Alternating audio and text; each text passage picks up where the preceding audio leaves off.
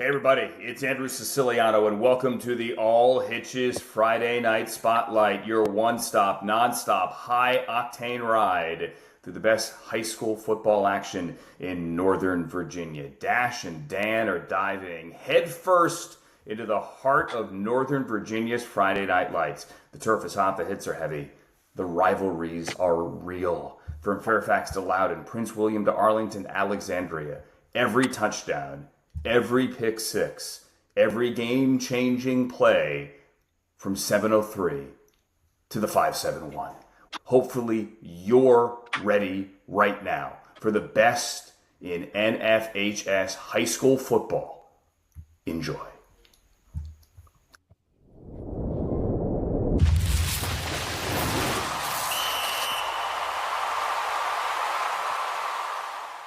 This is All Hitches, the Nova Football Podcast.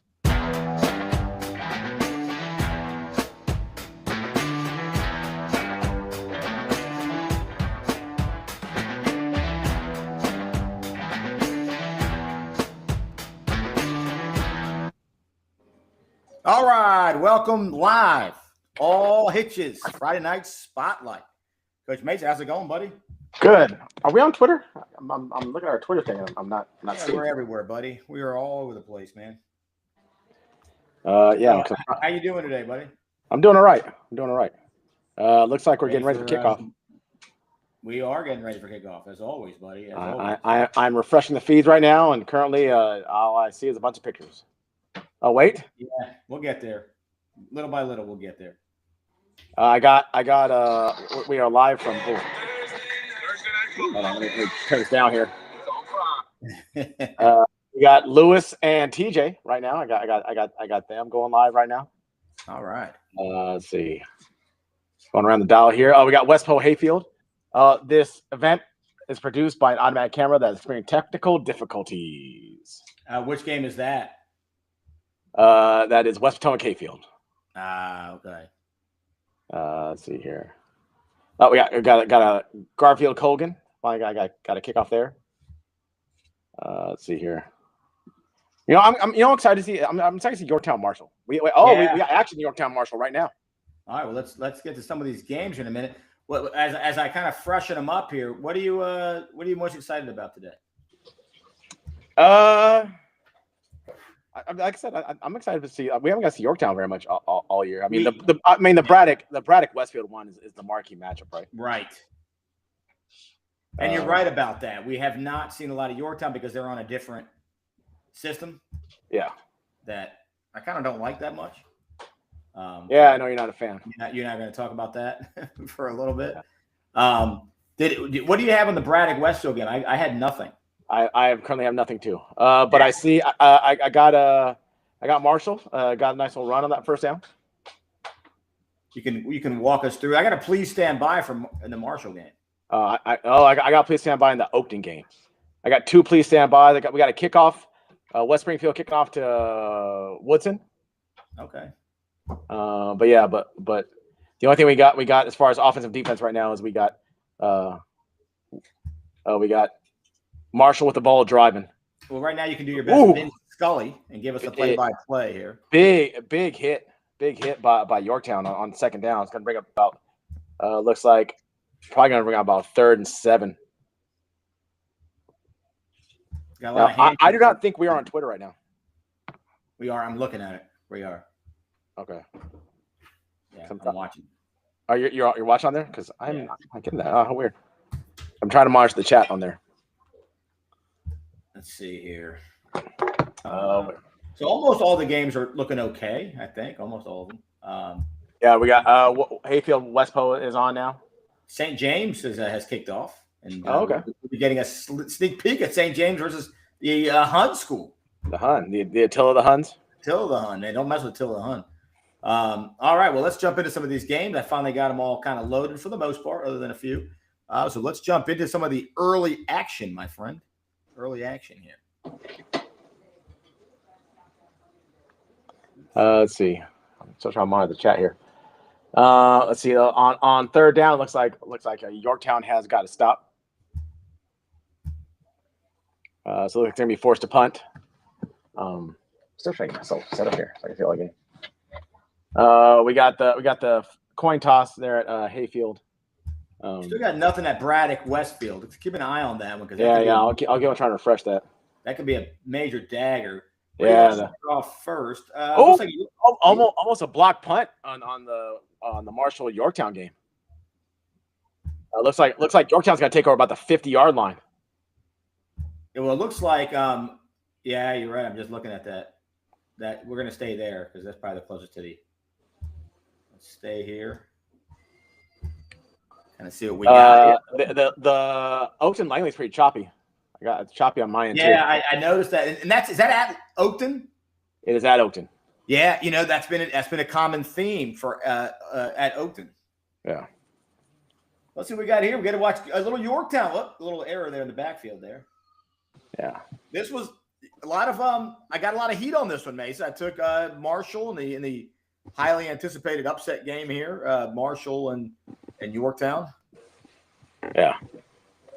Chicken shawarma for the winner. Well, I mean, off to a big start right now with That is, well, not as far as my prediction goes. Midfield, this is not what Marshall wanted on that first drive defensively.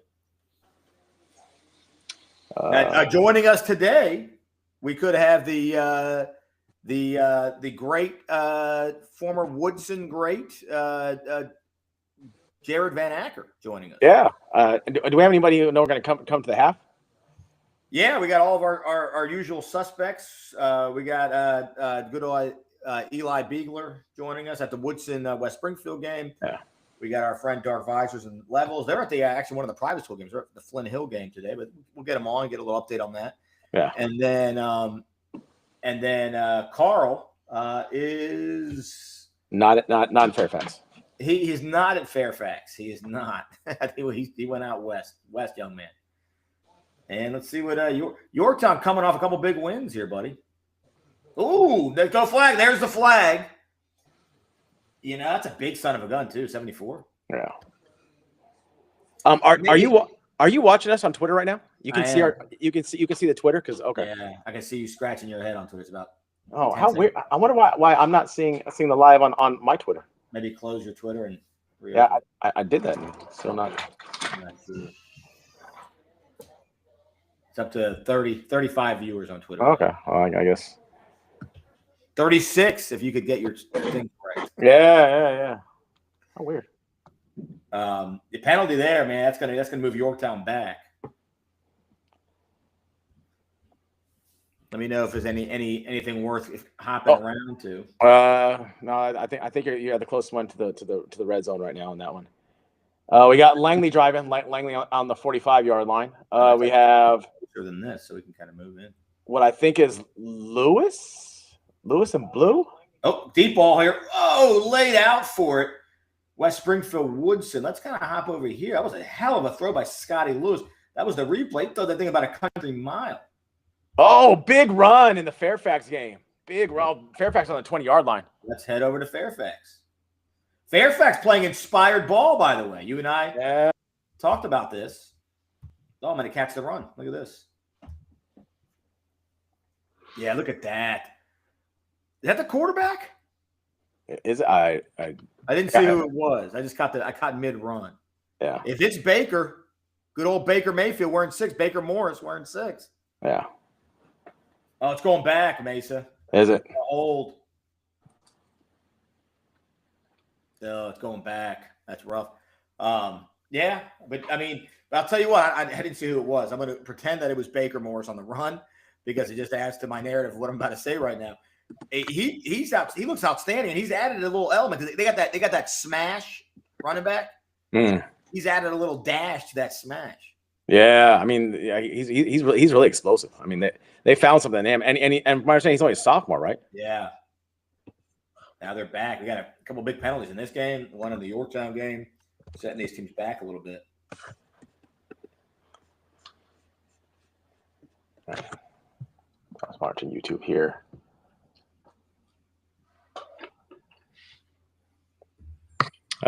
Penalties early, huh?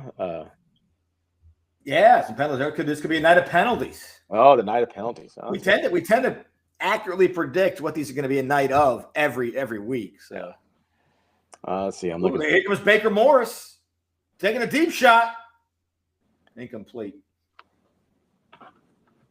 Like this guy, like his moxie. Oh, that's a good word right there. It's a good. York looks like Yorktown got out of the hole and they are driving now. Did they? Yeah. That doesn't bode well. Kind of jump around here. Looks like there was a. Do you know who's not driving? The Lake Braddock Westfield. That's a problem. Now, is that at Westfield? I don't know. Can you double check on that for me? Yeah, Because sometimes the answer is actually, believe it or not, searching on. It matters on the NFHS feed of where you search. Oh, that's a good call. That game is. We got a punt by Fairfax. We're gonna get out of here. We don't like showing punts. It's at Braddock. That might be the reason. I think I went at. Let's try this again. We're gonna try it again while the whole world kind of waits. Everybody wants to know. Everybody. This is the game of the week. It'd be a shame not to have it on here. Oh, 100%. No. Wow. That's a shame. Yeah. That's a shame. Well, maybe later on it gets played. If someone is at the Oh, we'll say this. touchdown Langley. Touchdown Langley. Langley Let's takes a jump 6-0. over. Langley and 7 and Oakton. Oakton, the glitchy game.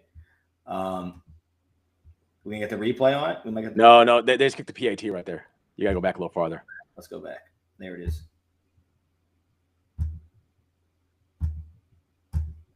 Oh, a big explosive play right there, huh? It was a big explosive play.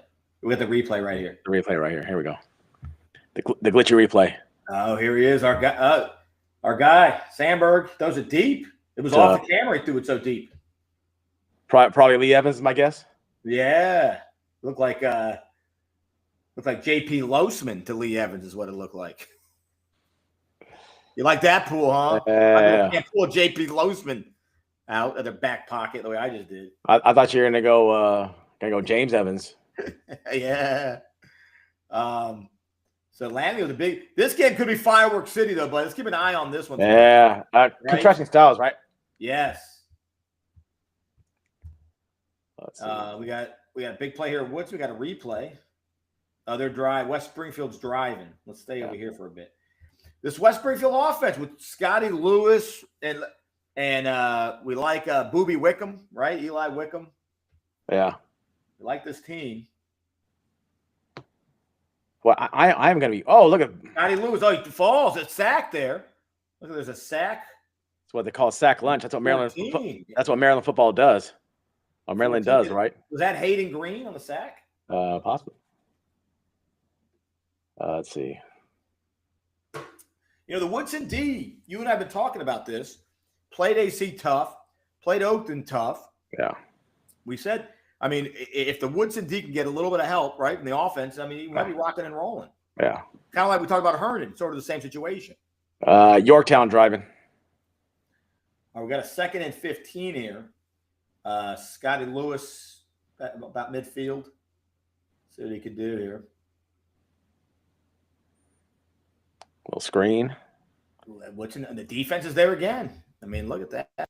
All right, let's get out of here. Let's go to, you said Yorktown? Yeah, Yorktown's driving. They're on about the 37, 1st and 10 on 37-yard line. Good luck. You're going to have a hard time trying to ground and pound it on Marshall, though. Marshall, you know, one thing they could do is definitely stop the run. Yeah, I'm curious if we'll see a little more Brady Owens this game, right? Yeah. You can't go wrong throwing the ball up to Brady Owens. No. It's like throwing the ball up to Gronk. I mean, he's a big target, right? Oh, God, yeah. Bless you. Now, you notice behind me, Mason, a little screen here to my left shoulder here. Your favorite place. That's the Happy Trails, my friend. Apple Valley. In the good old Apple Valley. Apple Valley. On the way to Vegas. On the way to Vegas. Roy Rogers, baby. The Roy Rogers Museum. Roy Rogers Hall of Fame. And I should be in it. Does Roy Rogers have anything to do with the original Roy Rogers restaurant? Yeah, they used to bring him out. They bring Trigger out, and he would sing. He would play the guitar. It was a Marriott-owned brand.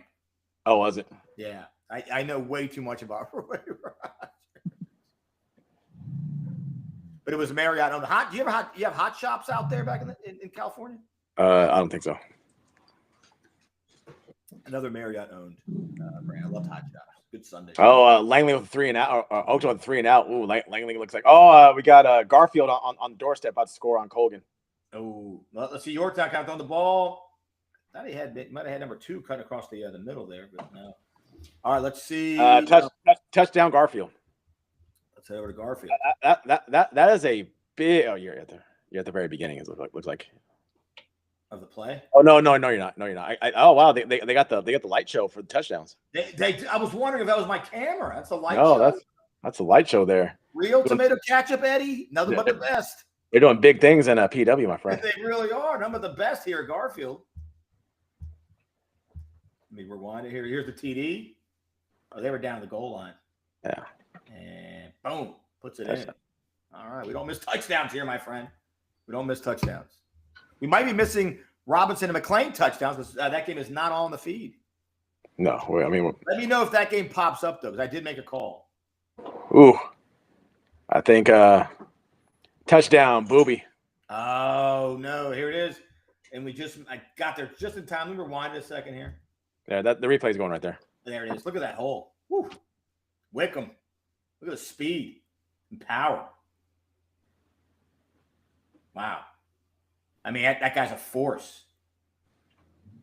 You and I said it. You could be looking at an all-region running back right there in Wickham. Yeah.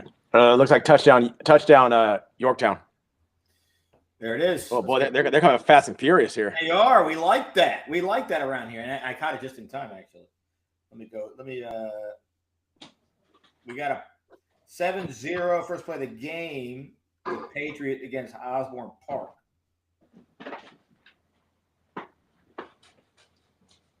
Oh, how weird. The Westfield Braddock now has a countdown, 2:20. Okay, well, if that means we're going to get the game a little bit later, I'll take it. Can't not show us the game of the week. Now, I'll take this over and this is to everyone, and I'm going to make a point to say this on the show next week, Mason, but a lot of people listen to the show after the fact. If the huddle feed is anything like I think it might be for other schools, you have to pay. You might have to pay per school. Yeah, which it's really going to hurt the red our red zone. Not even that though. Not even that. Beyond us in this show, which is great, and everyone loves it. The people who watch the NFHS feeds in general and pay for that subscription, to have to pay every time you want to watch a single team would be terrible. Yeah. This is a true Sunday ticket. This is a true Friday night ticket. You get all the games with NFHS, and that's why they're the best. It might not be perfect, but better than who wants to pay $10 every game you want to watch. Yeah. That being said, I'm all for it for the actual NFL Sunday ticket. For the real Sunday ticket, yes. I'm talking about for the Friday night ticket, no. And speaking of which, oh, look at this, Mason. You went completely black screen on me there. You know why? That's the huddle. Is that? Oh, really? Yes. What did I tell you? I told you they might have a thing on that. Let's see. Justice. How about this one? A little Justice and Annandale, a little old school rivalry here.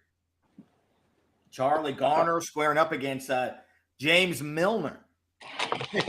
Tennessee running back versus UCLA running back. These two schools, a history with these two schools, Mason. Yeah. We have an injury in the TJ Hayfield or TJ Lewis game. Oakton and Langley, they're driving. Let me see it up here. Yeah, but it's so glitchy on that thing. I know. At least we can catch the updates and see where they're at. Fourth down. It looks like a fourth and 1. We got Westport driving. Westport on the 30-yard line. Well, we got a big 4th and 1 here, and it's not terribly good. It's bouncing back and forth. Yeah, it kind of is. Not a great night for the feeds, man. Especially this feed. We got a score. TJ and Justice, or TJ and Lewis. Let's get back here so we can see this update. No, there was an injury. You have to go way back. They were taking a knee. There we go. Look at this little run. Oh, cuts it back inside. Yeah. He's in bounds. Yes, he is. Look at that. Nice play. This kid, we had this on our top 10 this week. Oh, touchdown Colgan. Cole, that's a game that you were excited about. Yeah, I mean it's a big game for both teams for a lot of reasons. A little blurry over in Garfield, but at least it's not glitchy. Yeah, Colgan. This is kind of the prove it game for them, in my opinion. I think for both of them. I mean, Garfield has yet to beat a quality opponent. But Garfield normally beats Colgan. Yes. The last couple of years. So what I'm saying is that like everyone knows everyone knew this Garfield team was talented coming in. Now, I did not know until I read today in the Inside Nova, I think, or the Prince William County Times. I came across our feed. Their head coach is a Colgan alum. I was like that. All right, so they got the touchdown. They were going to get out of there. West Post's probably closest right now. Woodson's punting. Never leave a high school punt, though, right? Right. I don't like staying for punts, but at the same time, I think sometimes high school punts, they're just crazy sometimes. Oh, West Potomac on the verge. They are. We're going to get into that one right now. Let's do it. West Potomac and who? Sorry. And West Potomac and Hayfield. Do I not have that game on here? No, I don't.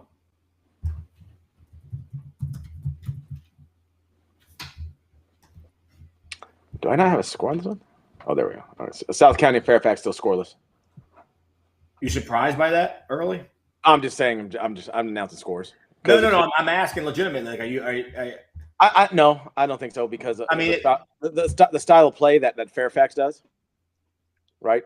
But definitely, I'd say if that's going to be low scoring advantage, Fairfax. Oh, 100%. Right. 100%. There comes Westpo.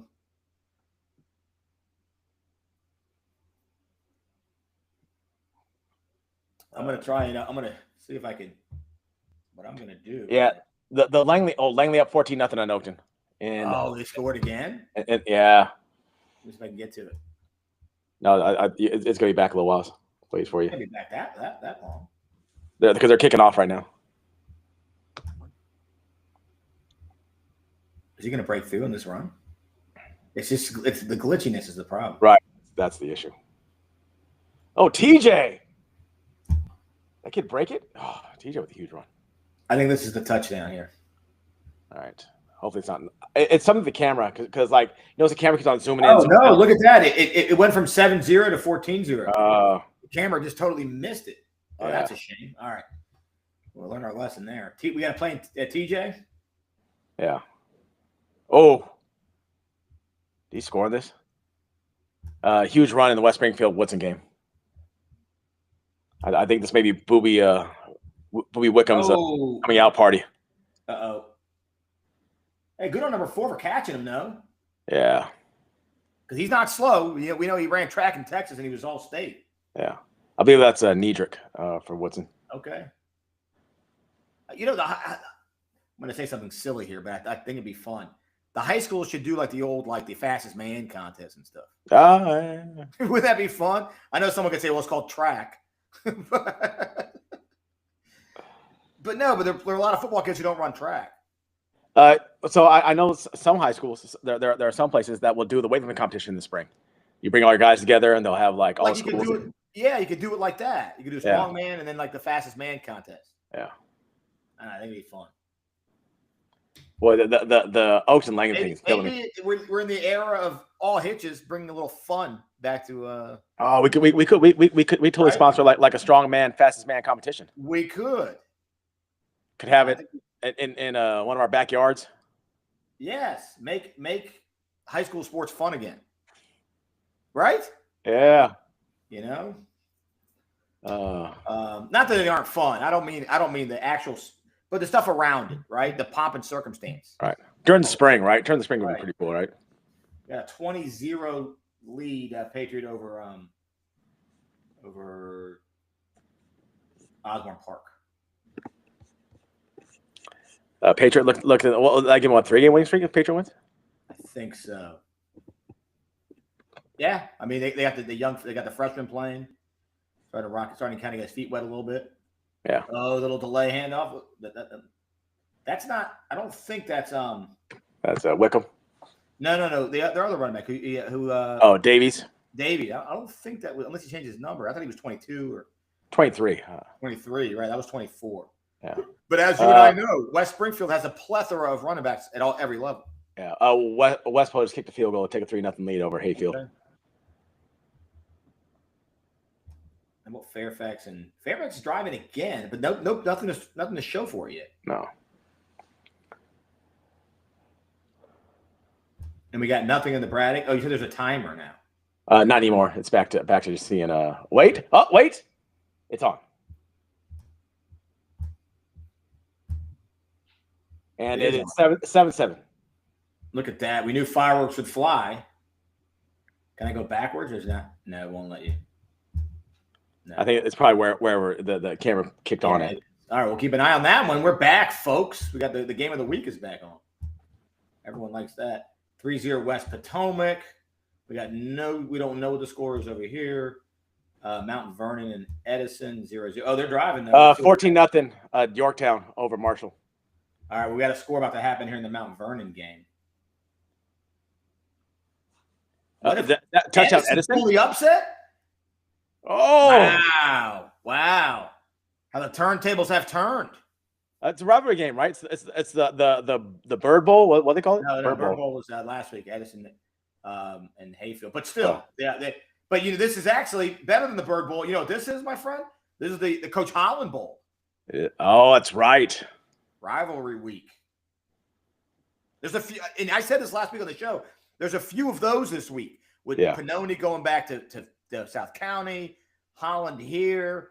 I know there's like 2 or 3 more. There's a bunch of those kind of games. Yeah. Edison's kind of come on a little bit. Right? Yeah. I mean, they're really young, right? Keep an eye on this. Braddock and Peyton Holmes. Oh man, he's a load. We got Oakton driving, but it's really hard to watch that game. Well, I just jumped over here. Let's see here. There was a little bit of an issue. Oh, here we go. Little St. James. We never let you down, buddy. Here we got a little. Do I got a score check? We got St. James and Hahn School. This made our list this week as one of the best games of the week, Mason. Yeah. So we jump over. Nothing but the best here on All Hitches Friday Night Spotlight. And if we can get a peek at the score, I don't.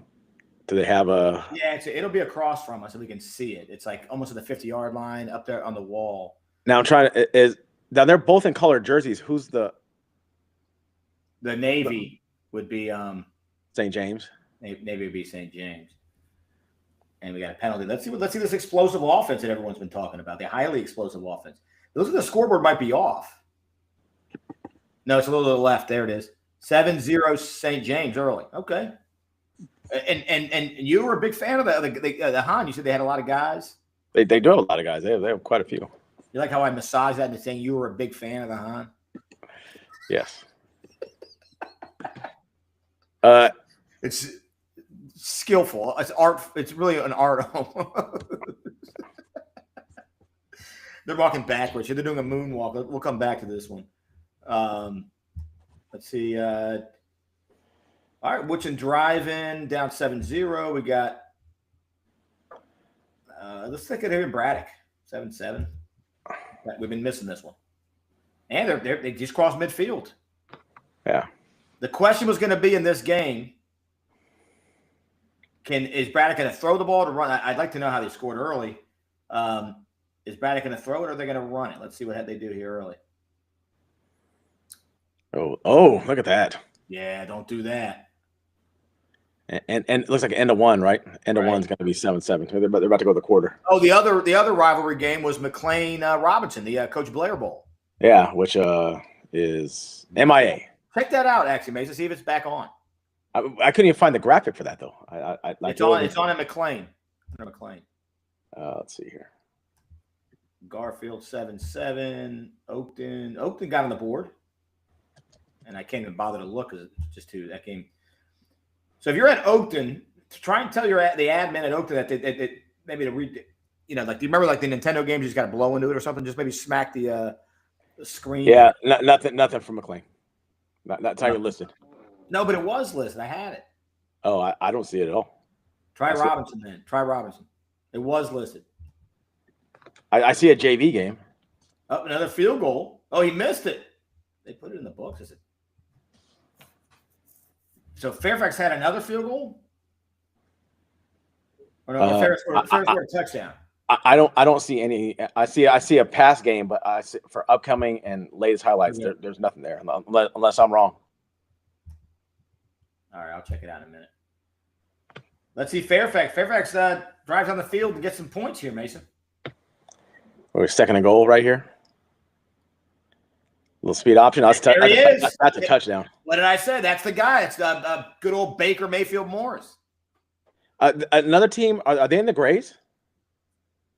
Now Vossler told us that they banned the grays. They are. Yeah, I thought they did too. I thought you couldn't wear grays anymore. Maybe home grays you can. That's a dark enough hue. Maybe. I don't know. It's weird. It's a dark gray.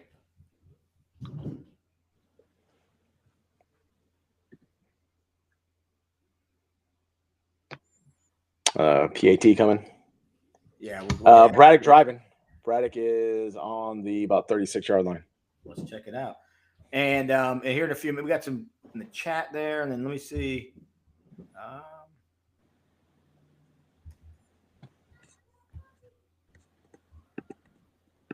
Should have Coach Van Acker joining us in a few minutes here, Mason.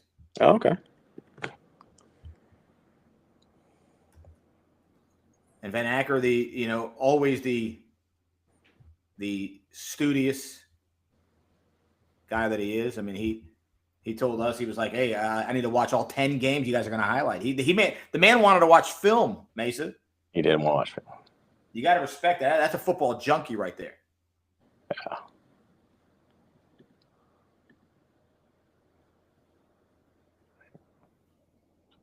Trying to refresh my games here. Yeah, I mean. Oh, punt. We got a punt here. Yeah. Like I say, sometimes you want to stick around a little bit on these punts.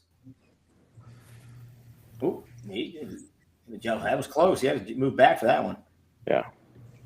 All right, we get out of here.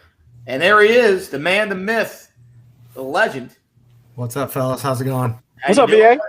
Oh, I'm just taking it easy, chilling, as always.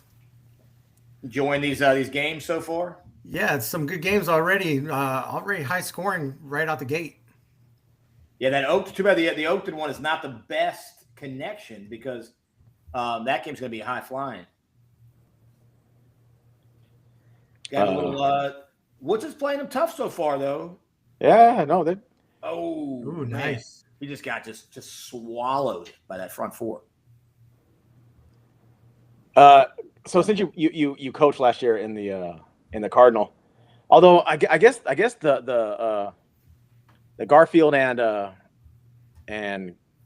Colgan teams, they're kind of different teams, not the same teams that you saw last year, right? There's been some movement.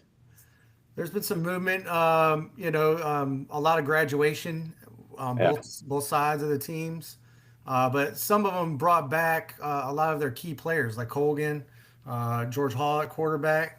The Musselman brothers at receiver. Yeah. That running back is lightning in a bottle. And then vice versa with, Hamlin, big fan of him at quarterback for Garfield. So, and then the LJ Richards transfer to running back and linebacker for Garfield's been a big positive for them as well. Yeah.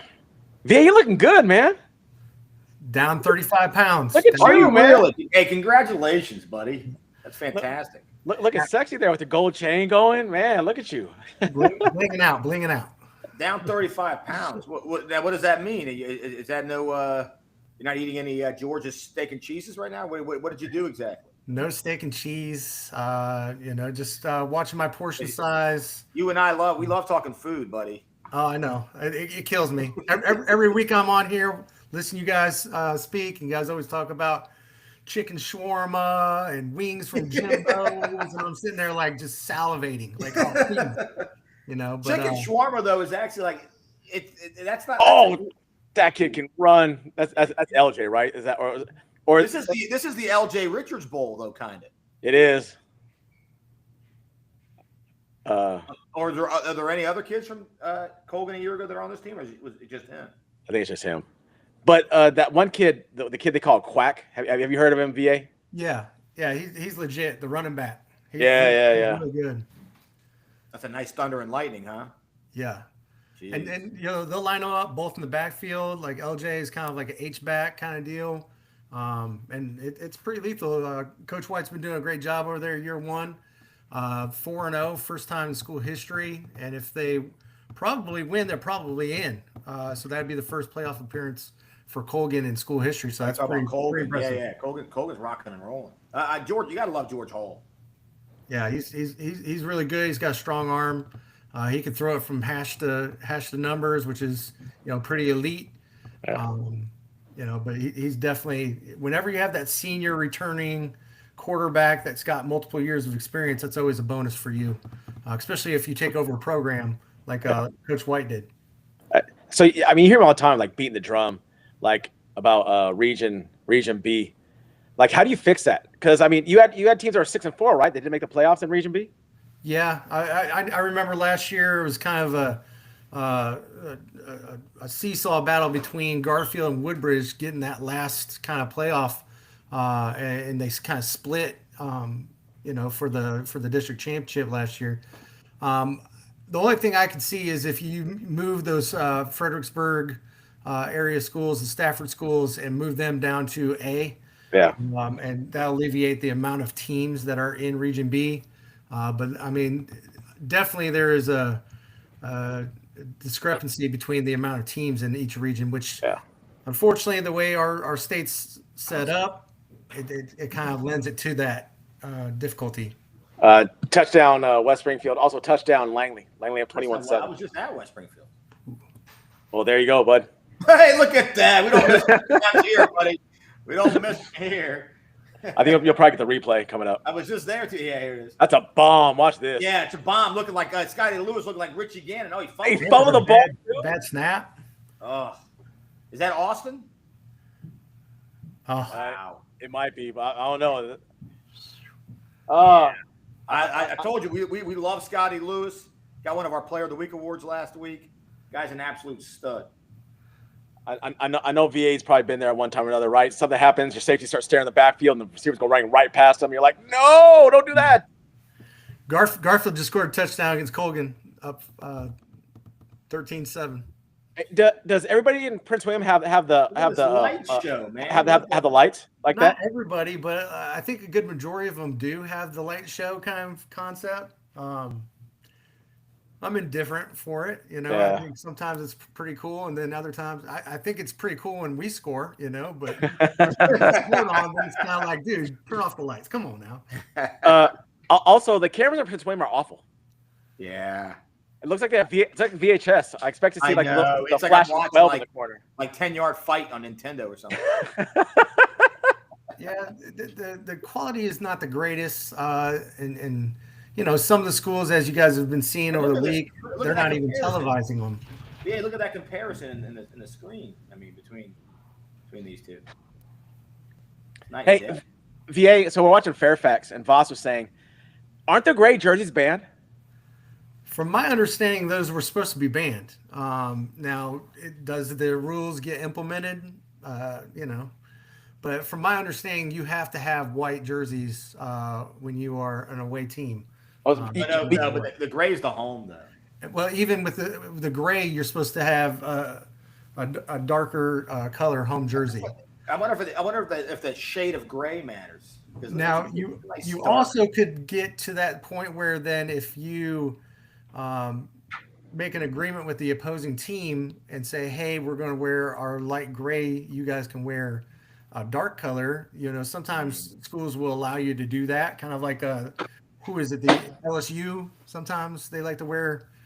Or like USC and UCLA have the agreement where they'll both wear the home jerseys, where USC wears the cardinal gold, and UCLA wears the powder. Fairfax is backed up. They got go. a couple yards there because they were on the 2-yard line. Now they're on like the 5. But this is dangerous territory for any team. VA, you've coached against Pannoni for quite a few years. How much time do you spend on special teams that week when you're coaching against Pannoni?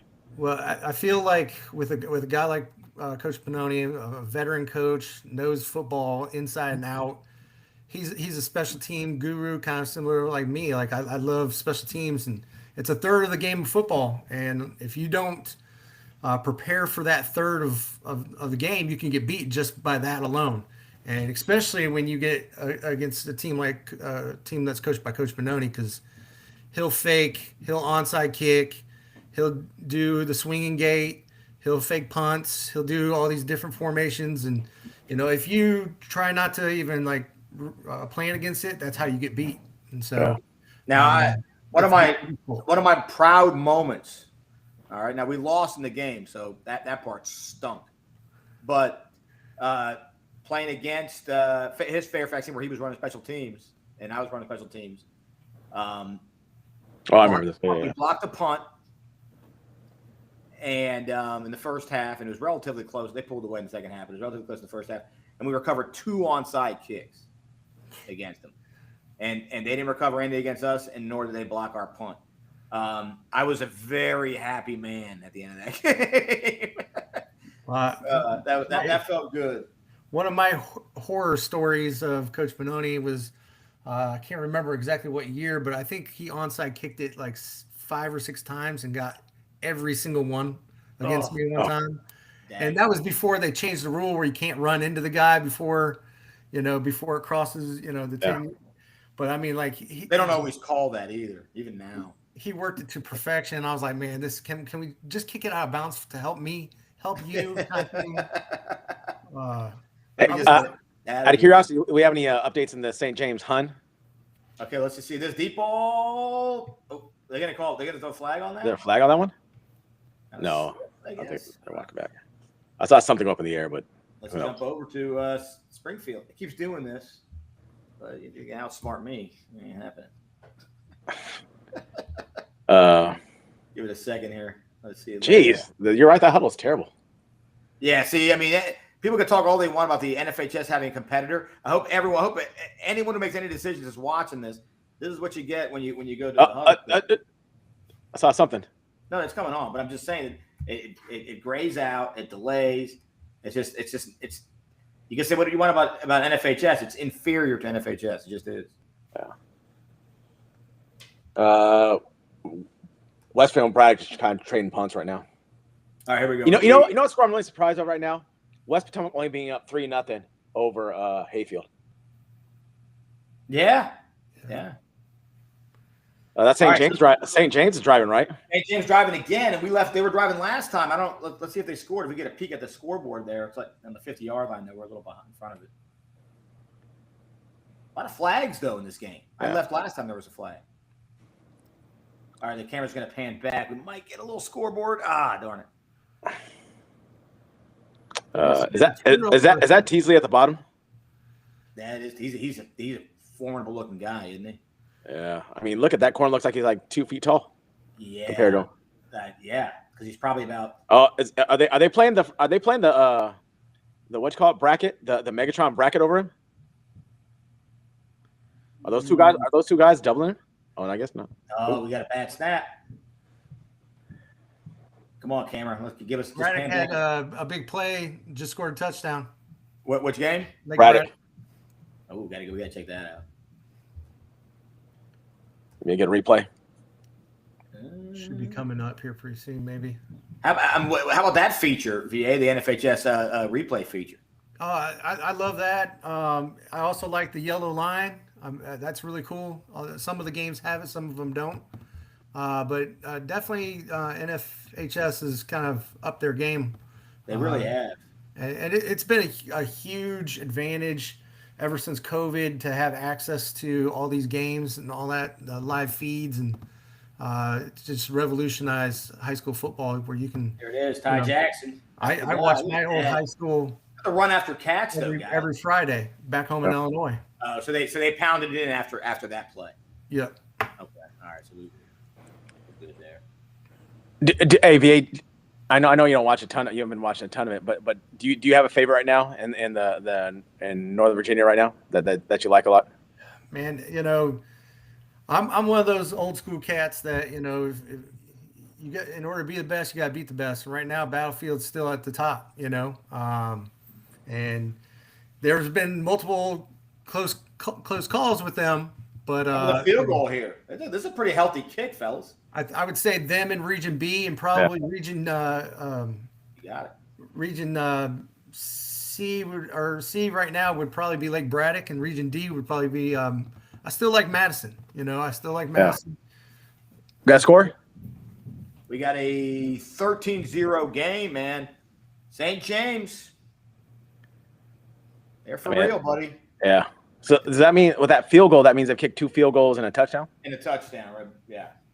Well, when we looked on Rivals, right? I mean, they got a ton of guys on the defensive side who are Power 5 guys. Yeah. Or at least D1 guys. I hope they play. Like you were talking about this. I hope they play more Saturday games because I would like to go at some point. Carl's at that game. So when we talk to Carl later, Carl's at the Colgan game. Okay. Carl loves a good old PW barn burner. Let's see. I'm looking for anybody else who's close to scoring. Well, West Springfield, they're around the 30 here, but knocking on the door. Yeah. Now, if you're Woodson, you really got to make a stand here. I mean, it'd be nice to go in 14-0, maybe at worst 17. Yeah. 2nd and 7, 3-17. I don't know what kind of field goal kicking West Springfield has. Oh, we know they got a good kicker. We've seen he was like Mr. Clutch a year ago. Oh, is that same? Is it the same kid? It's same. He was a junior last year. Okay. VA, have you seen this running back they got over there at West Springfield from Texas? How about that in. just dropping into your lap at the beginning of a season, right? Scotty Lewis. He's legit. I remember watching that first clip, and he broke into the secondary, and he was gone, gone. And so that's a huge addition at the right at the beginning of August. That's always nice to have. Okay, especially when his nickname is Booby. Okay. I'm one of the kids nicknamed that because of Friday. No, they did, but that's still awesome. Yeah.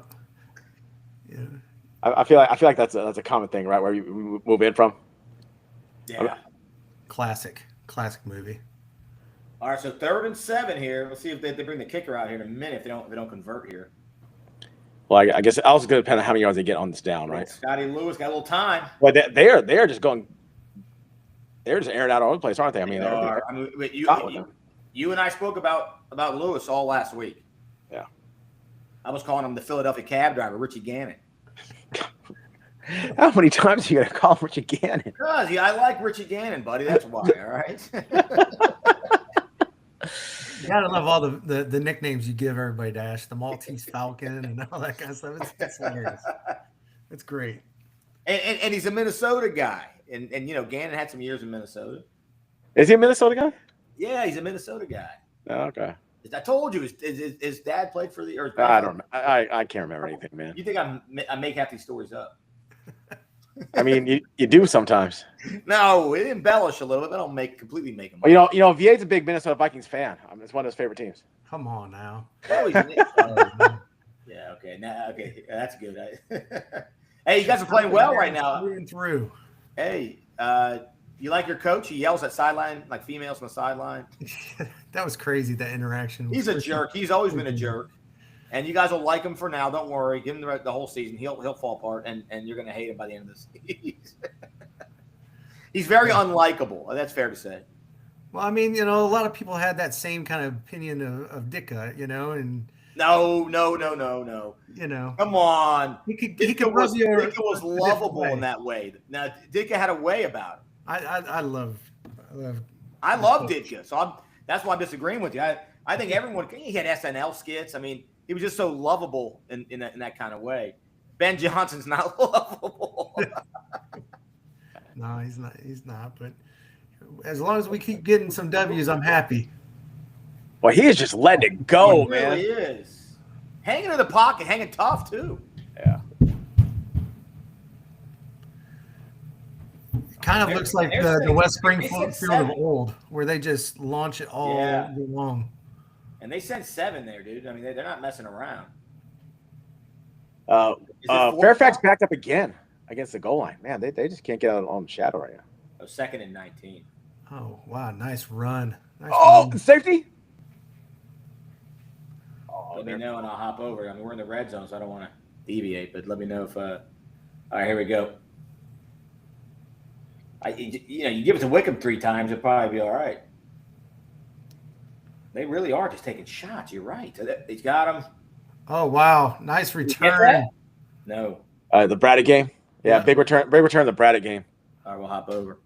The minute I leave, it's Marshall, it's going to be a touchdown the minute I leave the game. There we go. Oh, okay. So how about Braddock, man? Making all the right plays so far.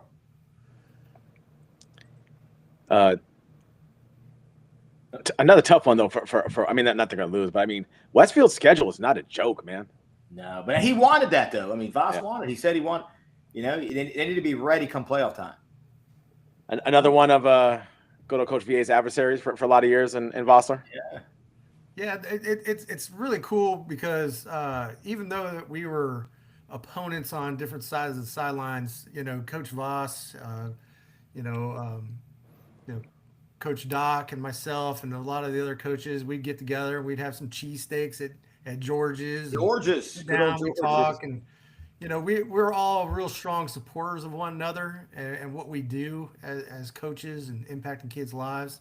And so when you see the two of them have to go toe to toe, it's like, it's kind of like, Kelsey's mom, and what side of the jersey do I wear? Chiefs, that kind of stuff. And, but it's always cool to see those two, two great programs, well coached. This is definitely one of the games of the week, no doubt about it. And it does have that. It is. You're right. It's the old Robinson Braddock game, right? Doc versus Voss.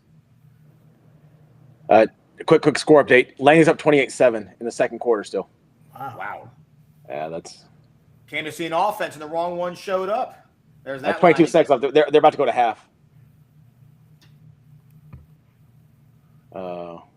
Yeah, I'm not surprised the West Potomac Hayfield score. I mean, I think it's still 3-0. I mean that's surprising.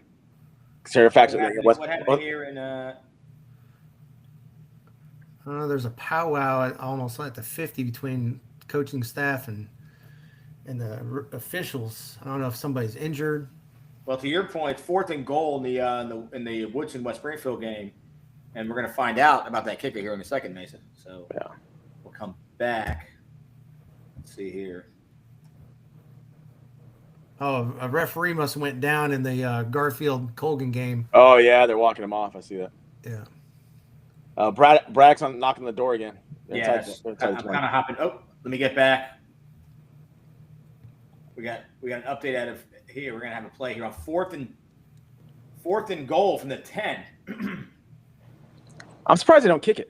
I mean, get the points, right? 3-score. You want to get a 3-score lead. Yeah, and it's a chip shot with a good kicker. Yeah, but apparently they're throwing caution to the wind, I guess.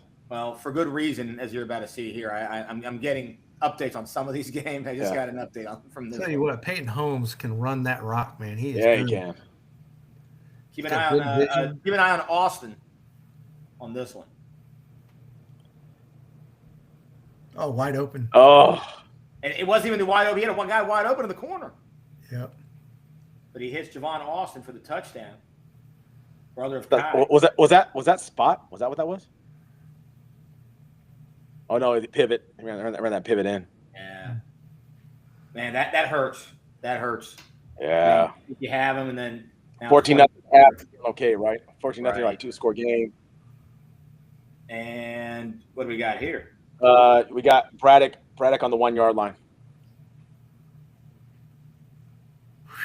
Whoa, man! Is that Holmes? That is Holmes.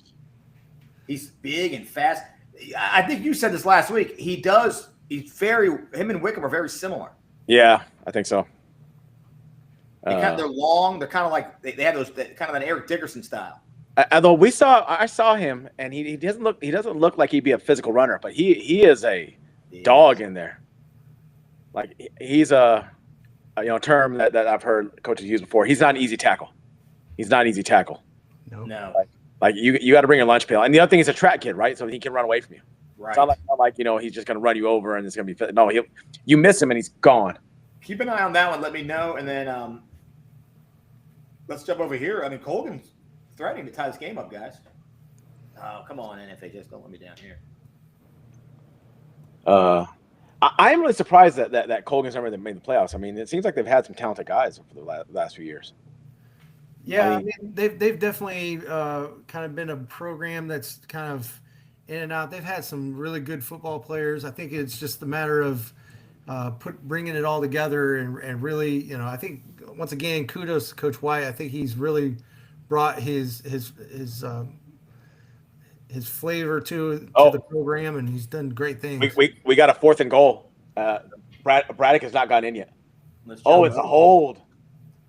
So they're gonna come back 10. Wow. Well, Doc will kick the field goal here, right? I mean, you got to take the points. You can't. Yeah. You can't mess around. We can't mess around with this, right? But it's going to be third and 11. Yeah.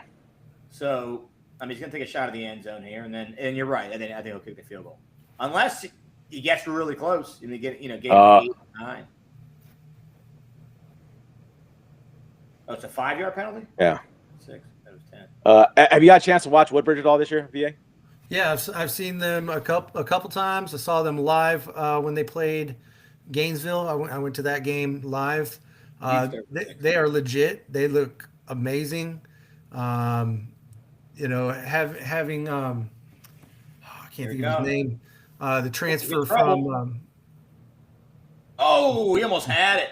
The receiver, right? The receiver from Patriot. They come from Patriot. It came from Patriot. I think it was Gainesville, wasn't it? Gainesville. It might have been Gainesville. You're right. Yeah. And his brother came with him too, right? Yeah, and he's just lightning in a bottle. He was really good. They're so massive up front, like just. So that's what I know. I don't know if you heard me talk about it. When I went to watch them play Battlefield live, and that was the difference with them Battlefield last year. Was Battlefield was big, and they were not. They just had the size. They had the skills to kind of play with them. I thought skill wise they were on par. They just couldn't match the size. But it looks like this year that is no longer a problem for them. Yeah, definitely not a problem at all up front. They're massive. They play with a chip on their shoulder. I mean, they finish blocks. I mean, I saw probably about 10 times where the line, they took their kid 10 yards and dumped them down and just walked over them, and I'm like, ooh. And you know your Doc football there, buddy. You know your Doc because they are indeed going for the field. Yeah, I mean, you got to take the 2-score lead. Touchdown, Marshall. Marshall's cut the lead in half. Someone I know predicted that game. Yeah. Oh, blocked field goal. Oh, this could change everything. Wow. They tackle right there. Wow. Momentum shift right there. In high school football, momentum, the big Mo. Don't take anything for granted, right? Chip shots. There was no chip shots, right? Nope. No, I get not in high school. No. Although not in the NFL either. Go Niners. Go Niners. This year especially. No, you're right, though. This year especially has been block kicks all over the place. Wow. What a dot. Colgan Garfield. Oh, I see. Oh, I saw that. Phenomenal pass. I think we might get a replay. Or was that the replay? No, I think that was the initial. Are they doing replays there? Yeah, maybe not. Look, I don't think they do them out in Prince William.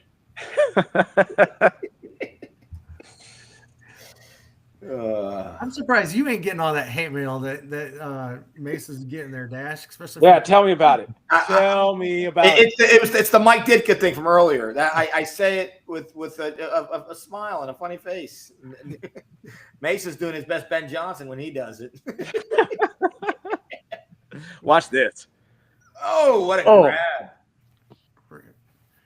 Great throw. I think it was hilarious. All right, so VA, you've coached in 3 of the districts here, right? You've coached in Cedar Run, you've coached Cardinal, you've coached in Patriot. Yep. Do you think the Cedar Run and Cardinal don't get the respect that due for the kind of football that gets played over there? I think when people talk about Northern Virginia football, they single in on the 6A level in Fairfax County and the 5A level in Loudoun County. Yeah. And so, I feel like Prince William County kind of gets shunned to the side, oh, well, they got good football there, this and that, but they can't take on the Fairfax teams and that kind of stuff. And I don't think that's picked off. Huge. Fairfax D. Big play. Yeah. Some people were saying they're like the 85 Bears. And then I Crush don't said, know. and then Crush said, who's everyone that's saying it? Some people are saying. And I said, well, some people are saying. That was me saying it. But, I mean, look at that. Look, I saw this South County team go up and down the field last week against West Springfield. Yeah. And they can't get anything going right now against Fairfax D. Definitely I think you're around. seeing – I'll say this right now. The way things are going right now for Fairfax, I'm going to be bold. I'll remind me to say this in the show next week.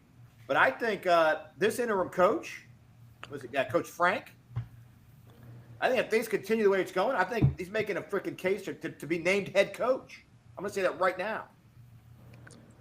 Now, if How about you're that South now? County, if you're South County and you get out of here only down – Nice oh, did play. you catch that? Yes, he did. Yep. All right, maybe I'll talk to you soon. But if you get out of here just sitting down 6-0 as badly as you played at South County, you feel good. You feel okay, right? Right, but you're down to 2 scores. That's a problem. Yeah.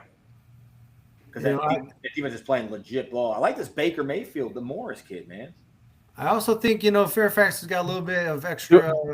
Luke Moore to play really hard. You know what I'm saying? They do. They want to finish out this season strong and prove the naysayers wrong and that kind of stuff. Because Did Woodson try and kick a field goal? Luke Moore has a boot. is that Let me kicker tell you from something. Woodson? It's because he takes my EPF class. That's why he has it. Well, we're gonna come to it. I mean, look at this. This is how many yards is this? Where are they at? They're at the 32. 32, yeah. Man, that's what 42 yard long field goal. No, I mean, watch this thing. This thing explodes off his foot, It's a 47-yard field goal. Yeah, 40. and he is a sophomore. Wow, I mean, 47 yards, and it was in. that is amazing. That might be a play of the week right there, fellas. Yeah. For Wow. high school football, wow. I don't know about UVA, but to have a field goal kicker like that, high school can do that, is a huge weapon. To be able to get to the 30-yard line and get points. We call him Janikowski. Huge. We call everybody Raider names. Is that what we're doing? We're just calling everybody Raider names. That Raiders there's lore there. When you say Janikowski, not only was he a fun character, but he also had this cannon leg. I mean, that takes us back to 2018 when Woodson went to their region championship, when we had Riley Allison.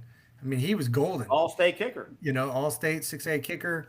He was golden. He put it through the end zone. Didn't really have to do too much kickoff coverage. Except for one time. Except for one time. We won't want to talk about that one, though. That's from here on out, squib kick. Don't kick it deep, no matter what. Let me ask you that, because I don't really know how the recruiting works in the kicker world. If it's a lot of walk-ons or what, but is that it?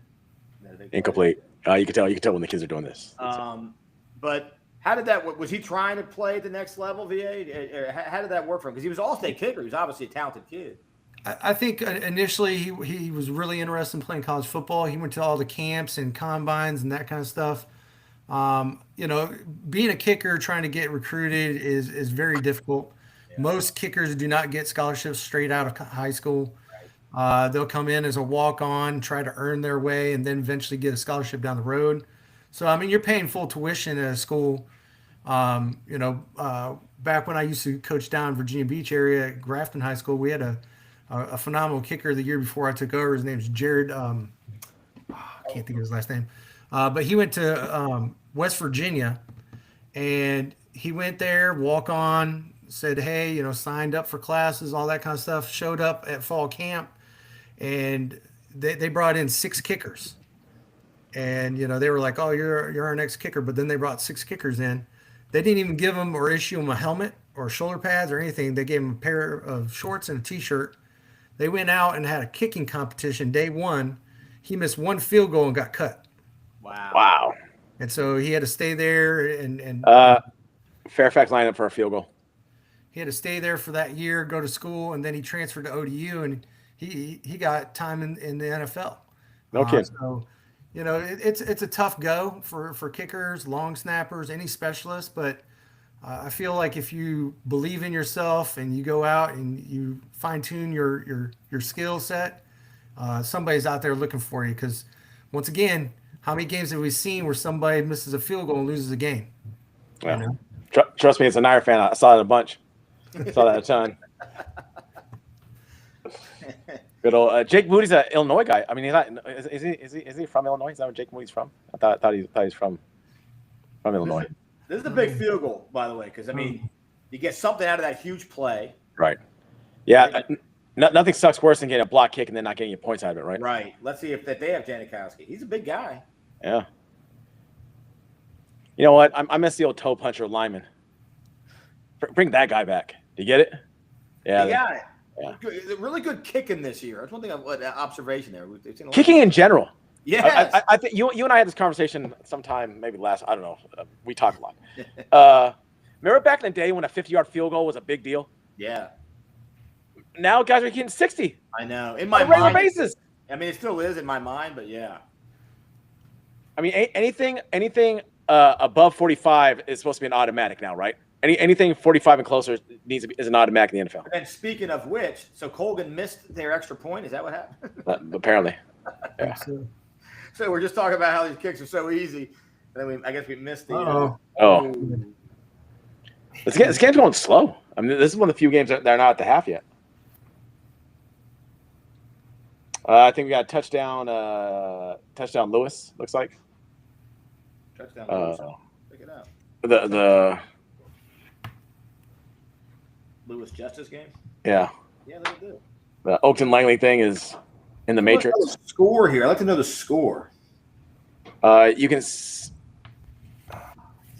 is Justice Annandale. It's Justin Annandale. Score here about me, right? This isn't this Justice Annandale? Yeah. Yeah. Well, somebody has two. Oh, I thought he was going to walk in. Uh-oh. Nope. And I think. It must be Breast Cancer Awareness Day because they all have pink on. Yeah. I think the clock is ticking over here. I was trying to take a peek at that scoreboard, and it might be really. Let me see that. All right, you'll see it pop up on the left right there. It's 2-. So at work today we were talking, and I know you guys knowing your Northern Virginia history a little bit. They didn't get that was the last play of the half. That's what I thought. Man, dagger. So I'm watching this TJ Lewis game, and the kids don't remember. And it wasn't that long ago that Lewis was a pretty good football. It was a pretty good football team, right? No, Vernon. Oh, here we go. We got our guy, the editor of the Springfield Gazette, Eli. How's it going there, buddy? It's going. How are you guys doing today? We're doing good, man. Beautiful night for football over there. Yes, it is. Yeah, give us a little scoring summary here. We got 21-0 over here at Woodson West Springfield. We got 2 passing touchdowns from Scott Lewis, one to Javon Austin and one to Evan Grauman. And then we have a rushing touchdown for Booby. Yeah, there it is, Booby. And then how about that? Janikowski came on and kicked the 85-yard field goal, huh? Right at the end. Yeah, that was incredible. I gotta say, pretty surprising, but yeah, it was a good kick, like 45 yards or something. It was nice. I gotta say, I was pretty impressed. Now, it just barely made it too. It like just skimmed the uprights. Oh, really? Okay. All right. So yeah. We know his range then. His range is about 47. So yeah. Now just from what I've seen, you guys are throwing the ball a lot, but you got to be averaging like 8 yards a carry on the ground. They've kind of gotten away. I mean, I'm always an advocate for the run, so I'm gonna say that we should run the football more and all that. But we are passing the football, and we are completing the passes that we need to complete. There's a few that's been a little haywire. We have 2 muff snaps so far, but okay. I think it's going pretty well. I think if they just keep on handing the football off, they'll just run the clock out and win the game. But they're gonna want to pass and they're gonna want to get cute, and I'm fine with that. Well, they'll probably see a heavy dose of Booby in the second half. Oh, I hope so.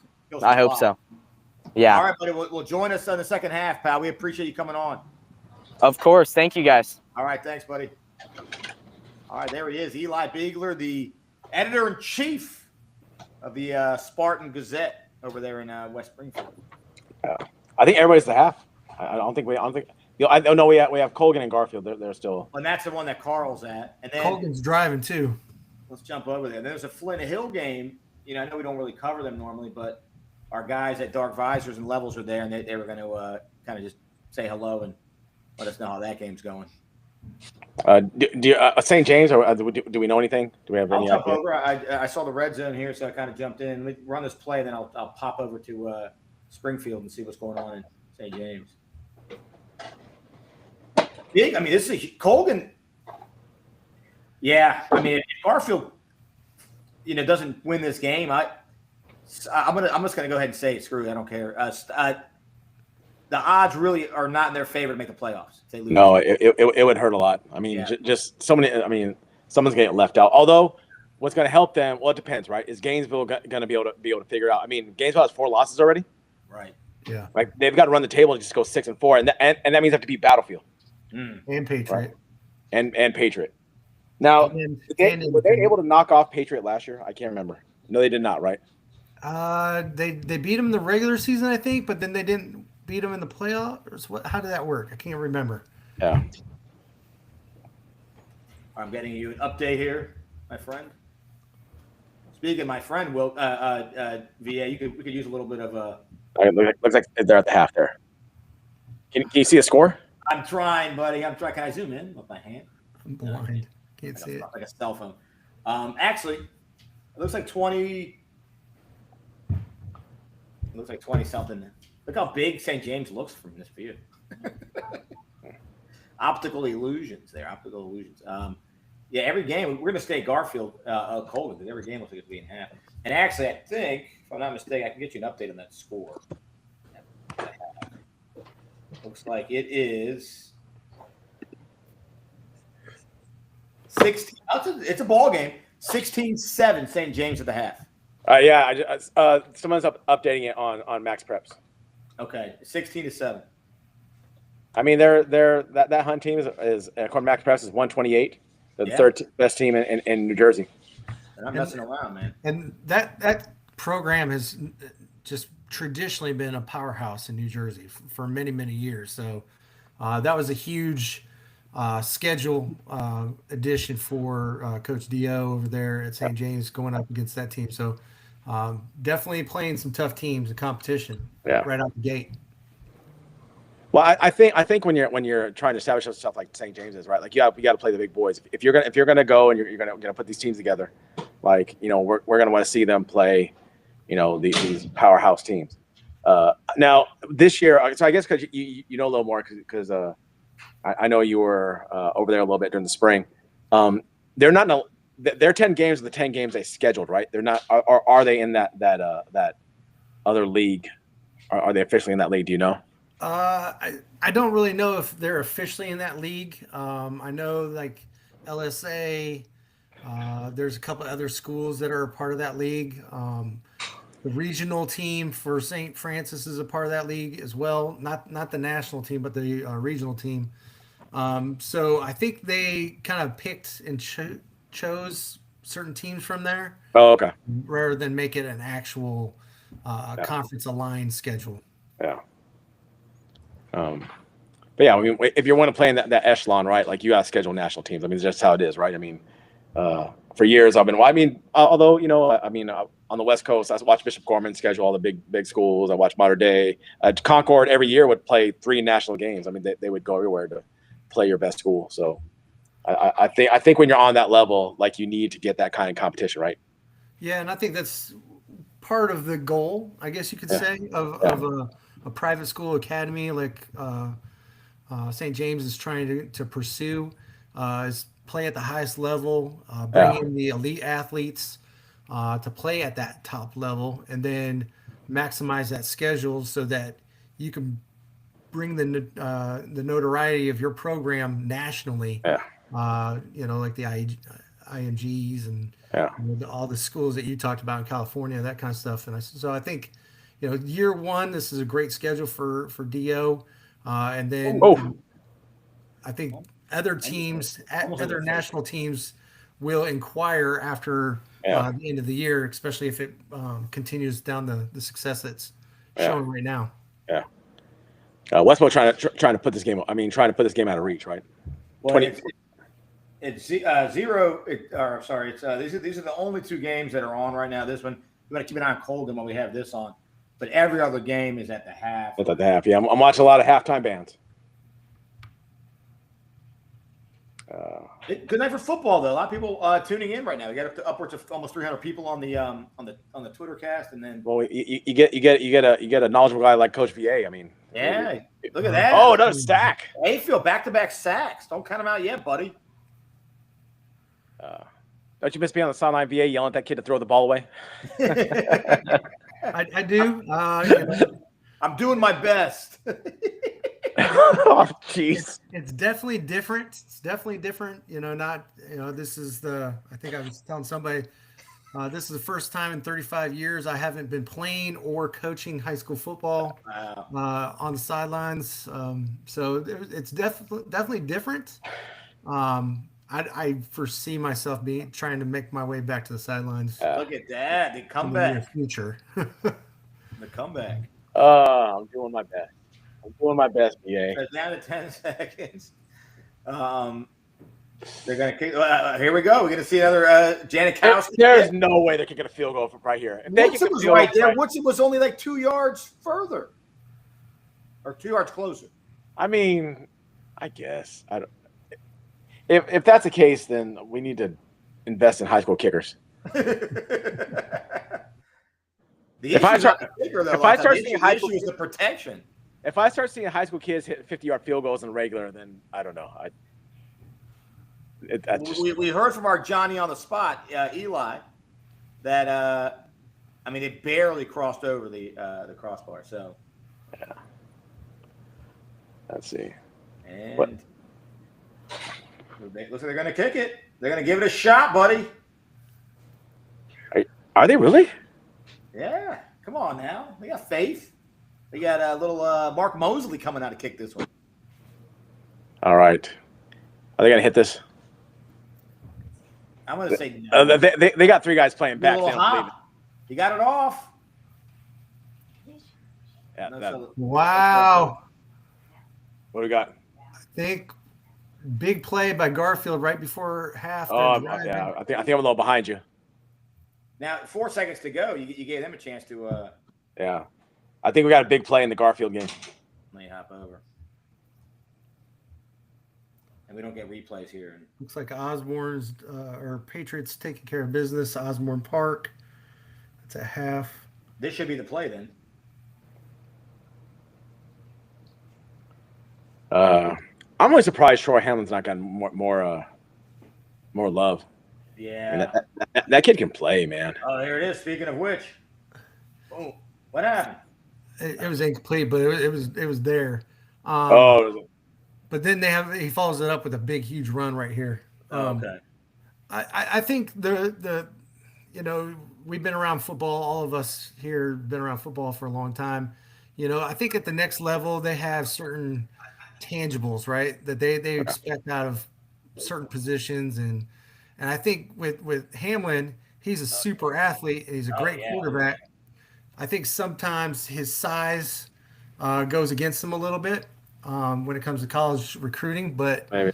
He's dynamic. I think any really good football program would benefit adding him and being a super athlete for their that program. Even speaks to like how tough it is. We've talked about this a lot, obviously. Off camera, VA, you and I. But it even speaks to how freaking difficult it is nowadays for all these guys to quarterbacks, especially because of the position, to get any kind of offer at any level. Yeah, especially now, even with the transfer portal and NIL and all that kind of stuff, it has really impacted high school recruiting. And I think a kid like Hamlin might be a kid who has to climb the ladder, right?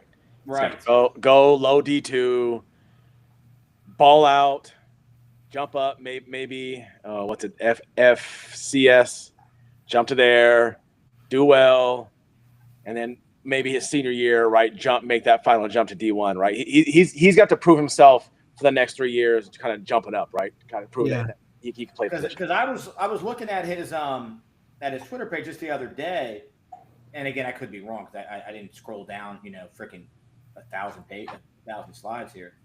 Oh, there you go. You got him. Oh, did they pick that off? Picked it off. You get it. Oh! It was off camera, so I couldn't see. Well, it can't be a fumble.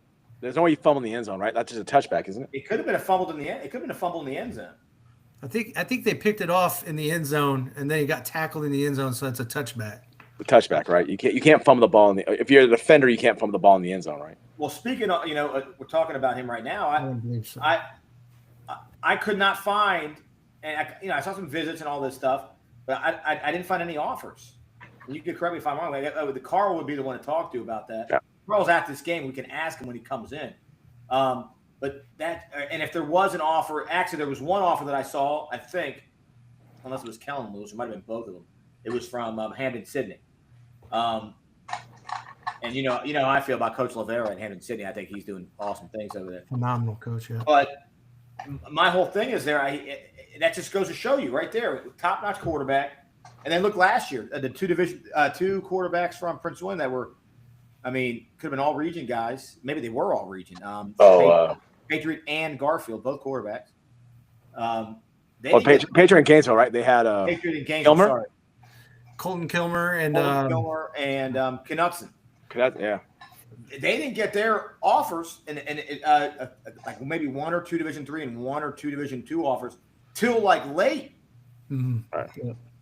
And once upon a time, those guys would have been Division I guys, probably lower level Division I guys, maybe walk-ons or whatever. So the game has changed, especially for quarterbacks. And actually, they probably would have been project guys, right? You bring them in, and you redshirt them, see how they work out. They ain't got time for projects anymore. They can get 6 guys who can play right now. That's the problem. Right. At all levels. Coach Lavera told us that at Hampton City last year, offseason. He was saying that they're turning away guys.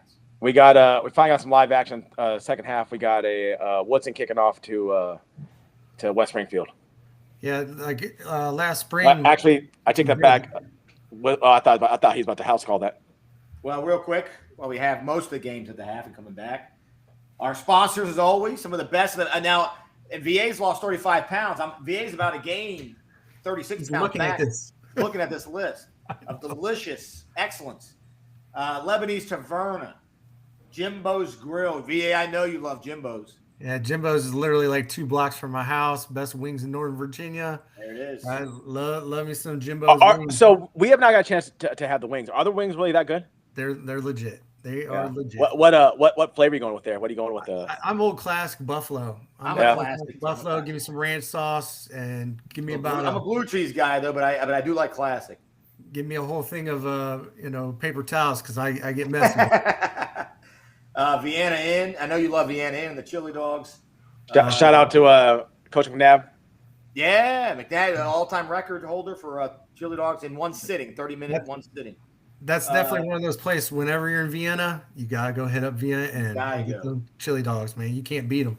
Backyard Grill, which we know Voss and Westfield staff love that place. Lito's Pizza was slowly becoming the mecca for high school football in Northern Virginia, over in West Springfield. Team DDA, Real Estate, Kelly's Oyster House in Fairfax City, Celebrity Deli, the Dash and Dan, one of the best in the business. Natural Red Catering, who I don't know if you heard this, VA. They're going to be doing the smoked turkey leg for the old Madden Thanksgiving giveaway this year at whatever game Mason and I decided to go to.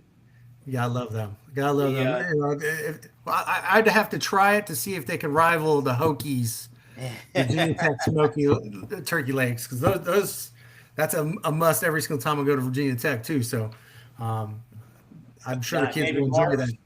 And then sailing with Dominion Yachts. All right, those are people that make it all happen. They make the magic happen. All right, let's go. We got kickoff here at Woodson. West Springfield only up 18. I say only because, Woodson's playing them tough. Yeah. Now, I did notice. I mean, every time we looked, and I don't have the stats in front of me, obviously, but it looked like Booby was gaining about 8 yards a pop. Yeah, I mean, he's. But there's something that they like because they are attacking the secondary. We got Braddock and Westfield about to get ready for the third quarter. They're doing the old stretches out of the end zone. So calisthenics, they call them. Calisthenics. Oh, here's your guy, Mason. What did I say a second ago? What did I say a second ago? What did I say? I said he's averaging at least 8 yards, probably more than 8 yards a pop. And I told Eli. Is that him? Is he 16? I thought he was 20. He's 16. Yeah, that's him. Okay, I thought he was 20 something. I don't know why. No, that's him.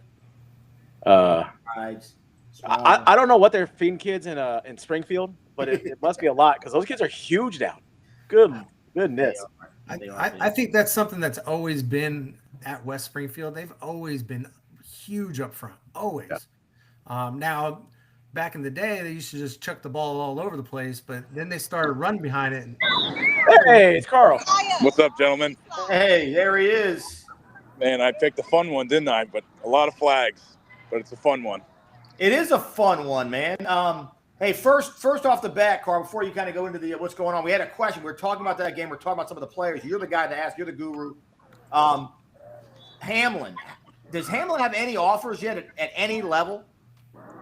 As far as I know, 'cause I've been high on Troy for a couple years now, nothing. I know there's been a lot of FCS schools interested, but as far as I know, no. I know LJ Richards, who's in my opinion, one of the best players in the state, just committed to Hampton about 2 weeks ago. He has 2 touchdowns in the first half, but no, Hamlin does not have any offers at this time, unfortunately. Shocked. Pretty good quarterback play on both sides, except there towards the end. Oh, was that a pick in the end zone? Was it a fumble in the zone? What was that? At the end? That was a pick. Troy had played a pretty flawless first half up until that point. That was a pick. I believe Tyler Musselman picked it off in the end zone. He's having a whale of a half for the Sharks, and after that, there was some extracurricular activities. I mean, these two teams don't like each other. You guys could probably see that on tape. There's been a lot of extracurricular activities. The refs are trying to get a hold of it. I mean, it's an entertaining game, back and forth, but there's been I can't even count the penalties already. You have LJ, right? He's the kid who came over from Colgan, so you have that. And then I didn't realize that the head coach at Colgan is a Garfield alum. I didn't realize that. I read that today in the newspaper. He's a Garfield alum. Oh yeah, that's true, Coach White, and he's doing a great job over here too. And Colgan comes into this game, undefeated and hyped by myself, not by you guys. You guys didn't rank them, but they got a chip on their shoulder. I ranked Colgan. What are you talking about? Mason's a big Colgan. Yeah, you guys are top 10. If you're looking for someone who shows no respect to Prince William, it's usually me. That's usually both of you, but it's fine. It's fine. I come on here and it's fine. When did you become the mayor of Prince William? Hey man, they don't require an extra media pass. They're not. Hey, we took care of that. I know you did. I know. Yep, my guys took care of it the week before too. I got in West Springfield's game, no problem. So. Yeah, I was gonna ask you though. I mean, it's a lot on the line here. I think the loser of this. I'm not gonna say the loser of this game. I think if Garfield loses this game, I think kiss goodbye to the playoffs. Yeah, I mean that's really. And they're playing with that kind of edge too. I mean, the way they've come out in this first half, on fire offensively. Garfield's playing that way. But if they lose, you're right. They'll be, 2-3. Playoffs are pretty much dead. If Colgan wins this game, they can almost lock up their first playoff appearance in school history. So, guess what? Fairfax is going to kick the onside kick. We're going to get head to get to that. Hey, Carl, keep us posted in second half. If you can pop on, do it real quick. Yeah, I will. At the end of this, I'll call in from the parking lot, gentlemen. You guys have fun. All right, thanks, buddy. You too. All right, later, guys. All right, look at this. We got Levels and Dark Visors. Gentlemen, how's it going? What's going on, guys? How y'all doing today? We're doing good. A lot of action going on. A lot of scoring right now. So tell us about what's going on over at Flint. Are you guys at Flint Hill? Yeah, we're at Flint Hill right now. I don't know if you can see that scoreboard, but it's 21-3 in favor of Bullets. Oh. Anyone stand out in the game? Of course, yes. Connor Samlin is killing it. He's got a touchdown, and he just took the kickoff right before halfback for a touchdown. Man, that's an interesting game over there. What kind of made you guys want to check that one? I'm curious. Because we like to bounce around every week, so we wanted to check out, see what Bullets was doing. We know some of the coaching staff over here too. You got some comfortable bleachers over there. They have nice seats over at Flint Hill. Nothing but the best over there. You're being funny. No, I'm serious. They're nice seats. They're not a lot of them, but they're nice. Yeah, exactly. Yeah, that's a good way to put it. They installed some extra seating behind the end zones tonight. Okay, like the original bleachers they put in with like the fold down chairs. They're actually really nice. Oh yeah. Oh, I know what you're talking about. Yeah. Absolutely. Nah, man, it's homecoming for them too tonight too. Okay. It's Flint Hill, because Flint Hill was dominant. What was that? About 7 years ago when Miles Thompson and those guys were over there. How are they going to be like as good as they were back then? So they made a quarterback and a running back switch, and the offense is moving. Just some drop passes and some simple mistakes. It would be a 14-7 if they would have just completed the catches. So some drop balls, but I think the second half, if they keep the quarterback, running back that they have in, they'll be able to make some plays. Okay. And hopefully bring themselves back. It's homecoming. They got to get a W, right? Yes. Well, hey, keep us posted. Let us know what's going on afterwards. Will do, guys. Have a good night. I will talk to you soon. All right, there they are. Dark Visors, Levels, Andrew, and Brent. Good dudes. Good dudes. Am I seeing this right that Forest Park is beating Freedom 85-0? Or is that a typo on Max Preps? Well, I mean, that game should be on NFHS. Anyone want to hop over there and look? I'll go check. There's no way. I shouldn't say there's no way, but there's no way.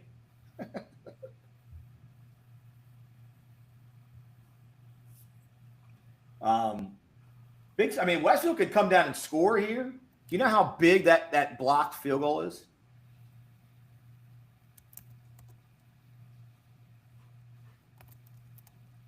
We just lost Mason. Uh-oh. Technical problems. Yeah, It's a big drive here. I mean, they can come here and score, make it 17, 14. I think, we knew, and I think you guys, coined it really, the game of the week, that this was going to be a powerhouse, great game between these two teams. And I think it's what it's showing right now. Yeah. They're having a hard time getting the running game going. And I wonder at some point you're going to start seeing, Carlson trying to air it downfield. We'll see. Well, I know. I like Westfield. I like the coach staff they have over there, but they don't want to lose to two of the other districts like top teams, right? Right. They dropped one to WNL. I'm sure they don't want to drop one now to close. Braddock. That's gonna be about fourth and. Oh, they gave it to him. That's not close. They gave it to him. Yeah. Now I think I read somewhere that's confirmed that it's A versus D and B versus C. Okay. Yeah. So the Region D and the state semis have to play from down the beach, and then that was the other thing I was going to ask you, VA. Huge play by Yorktown. Huge. Yeah. Those Stafford teams, man, are really good. Really good. I think they've had that element for quite a while, because I remember when I was coaching at Battlefield, we had some big battles between us and North Stafford back when they had some really good running backs. A couple of them went to Penn State, and so they've been playing really good football in that Fredericksburg Stafford area for many years. But I think they've taken it to another level, because that North Stafford team is nasty. The Riverbend team, which I don't think you guys have seen them yet. No. They are very powerful again. And then, you always got Mountain View, you got Colonial Forge, which is a powerhouse. So absolutely, and they can cause a problem, no doubt about it. Yeah. Oh, Dash left us, so I guess we're stuck watching Yorktown and Marshall. Okay. I'm surprised that nobody's tried to run more of the triple like Marshall does. I mean, I think for a high school offense, I get it. Like everyone wants to be in the spread and they want to sling it around the yard. But for a high school offense to run the triple well, I think is a really effective thing to do, especially if you're not loaded full of like, you know, with a big arm quarterback and receivers. That triple, I think most teams can run and effectively if you teach it right.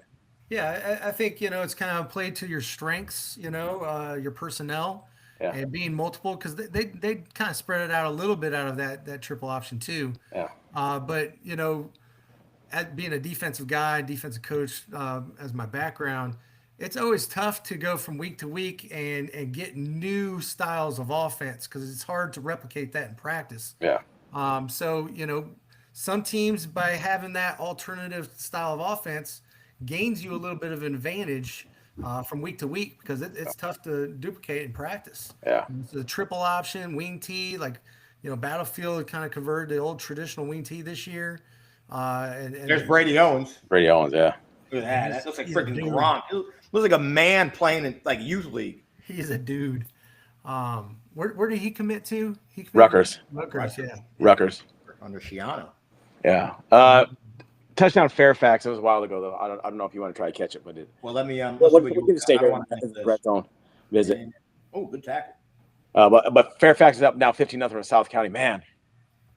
Fairfax is back. They're back, but all's for naught, right?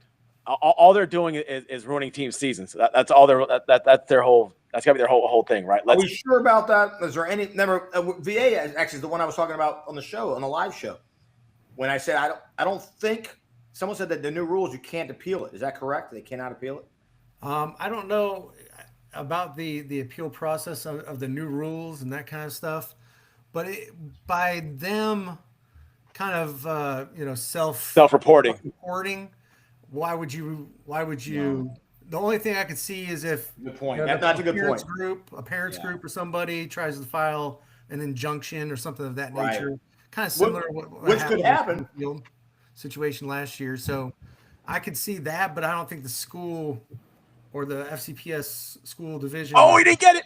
Oh, did he? You gonna measure that? No, I got the offense around the field. They're not bringing out. They're not going to bring out Ed Hockley with a little index card and measure that one. But I'll tell you what, man. And I said it earlier, but Coach Frank. I mean, at what point? And I don't know all the rules for. I mean, does there have to be an interview process for the job? But that guy comes in there and does that, and forget about the playoffs. He can't control that. That's not his problem, right? Yeah. No, I think the interim coach. But if he goes in there and leads them to a solid season. And keeping them motivated after all this crap that went on, you gotta, you know, I think you got to consider making him the head coach. 100%, and you know they'll have to go through the process. You know, it's a mandatory process that FCPS will have to go through. Right. But when you have a candidate that's already a part of the staff that's done it as an interim basis, and you know if they continue to have success and the kids kind of bond and kind of gel on with him as the leader, you know, it's kind of hard not to go with that candidate, you know, so yeah. You know, kudos to the turnaround, no doubt. And I got a couple buddies that I've coached with that are a part of that staff as assistant coaches as well. And, you know, not an easy situation by no means. 100%. And to hold together your team and still play solid quality football says a lot about your leadership. Yeah, kudos to them for sure. To the players and the coaches who are filling in. Yeah. Definitely not an easy thing to go with, right? Man, Ty Jackson just flings the ball, right? He really does. Just flick of the wrist. I think I saw him like 2 years ago. Red zone. Saw him 2 years ago at the South County Passing League, and it was like right when he first. Hey fellas, there's that man again. Another 10-yard gain. And I remember seeing him, and he looks so effortless, left-handed. Yeah. I was like, dude, this guy looks like Michael Vick. Oh, here you go, guys. Oh, the little swinging gait. Yeah, Oh no, swinging gate. Look at Bello. Is that Bello? Jeez, he's a hoss too. You said it. The year of the tight end, right? The year of the tight end. There's these monsters everywhere playing tight end in all these schools. How good is Fairfax's defense? Oh yeah, I told you how good they are. They're 85 Bears good. I don't know. About 85 Bears now. I got the right guy on here. Bears fan right here. I got the right guy on here to be making that joke. I got the Bears fan on here. But they don't, look, I'm not 85 Bears. Obviously, that's ridiculous. Maybe the greatest team of all time, but their D is dominant. Yeah. Well, they're so physical, right? They're so physical up front. Yeah. I mean, it helps out such a ton to have that kind of physicality where you have guys who we just ball. What's the update on Langley Oakton? It is. Sorry, it is 28-7 still. What do you make of that, fellas? What do you mean? Well, I mean, I Oakland's think supposed to be they're this two powerhouse evenly offense matched coming in. teams. Two great quarterbacks, both sides, kind of spread. They got athletes galore on both sides. I'm really surprised that Langley's defense is holding Oakton's offense. That's what I mean. That's what I'm surprised about. Who did Langley lose? Oh, it was the Yorktown game, right? Langley, yeah, they lost Yorktown. It was that big upset was the Yorktown game. Yorktown does that to people, man. I mean, it's a good program. District rival. Well, they're well coached.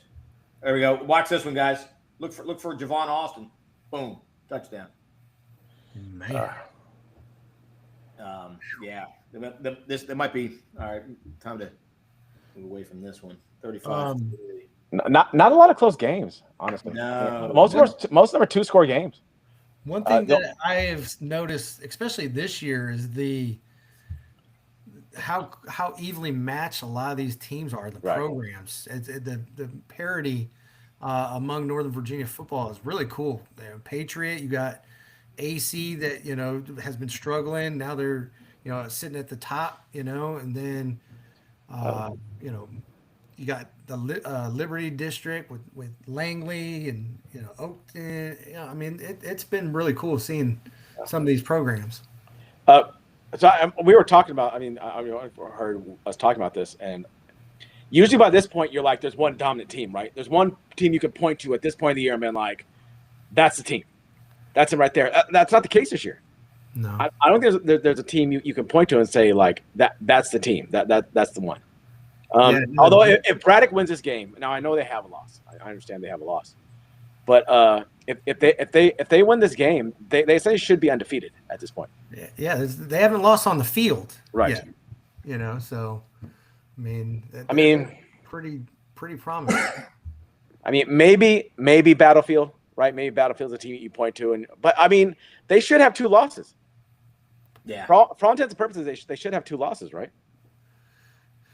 Yeah, I mean, but that's the luck and the magic of Battlefield. You like you say it a lot. Like you have to beat them. They're not going to beat themselves. Yeah, that's right. You have to beat them. And that's been them since the school opened. They've always been like that. So this is going to be. I mean, we everybody was right about this game. This game's going to be that one that goes down to the fourth quarter. Yeah, I mean, you can see it right now. It's going to be that game. This is the only. This and the Colgan game are the only non-2-score games. Well, buddy, you forgot about one here. We're going to jump over to the game that always starts off as gray when I go to it. Another reason why Huddle cannot be the. How about South Lakes Hernan? Any update on that? That is tomorrow. They do that big Reston Bowl. It's on Saturdays. Oh, I got you. This is the other one. You're right. This is the other one's going to come down to, fourth quarter. It's going to be big. Yeah. How about Robo and McLean? Still gray. Are you kidding me? Robo and McLean. It is nowhere to be found. Nowhere to be found. Nowhere to be found. And we put in a request. I wrote some people, but I didn't get any feedback on it. If you are at that game, please say something to the admin and say, "Hey, can you guys can you plug in the feed?" It's kind of like Back to the Future when Doc Brown had to climb the clock tower and plug the thing in. That's the problem over at Robinson McLean. Let's see here. I still have a 16-7 score with St. James and Like this. If you can get by that one dude, gonna get some yards here. There it is. So they got that yellow line in that game. Yeah, they do have the yellow line. Love the yellow line.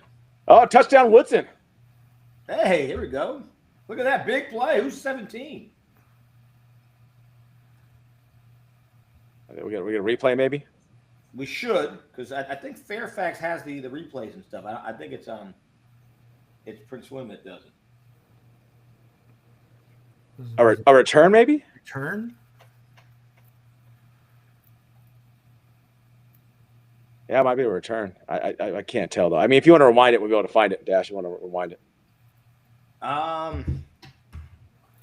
See what it was exactly. It looks like a return, right? Yeah, because it's kickoff. There it is. See it live, kind of. Shout out to the Woodson. I don't know who coordinates special teams. Do we know? I think it's one young Kogan. Oh, look at that! Beautiful. Yeah, almost untouched. Look how fast he is. He made them look slow, and that's not a slow West Springfield team. No. Split the Red Sea right there. He went straight. He didn't break left or right at all. Ooh, big play. Garfield, I think touchdown. Going to jump to that. So you've been part of that Battlefield tradition over there. I'm curious what the pressure is like when you have a 5-year regular game winning streak. Yeah, I mean it's not easy. I'll tell you that. Coach Hatfield is a great guy, good friend of mine. Is it a big play? Is it a pick? Because the expectations are high, no doubt about it. Because we're on offense here, and this clock and the ticker is moving. This will be interesting to see what happens here. This must be a pick six. Then. Yeah, it's exactly what it was. I just caught the tail end of it. Or a fumble. Oh, we'll see. It's probably coming up soon. Okay, it's got to be the very next play then. Yeah.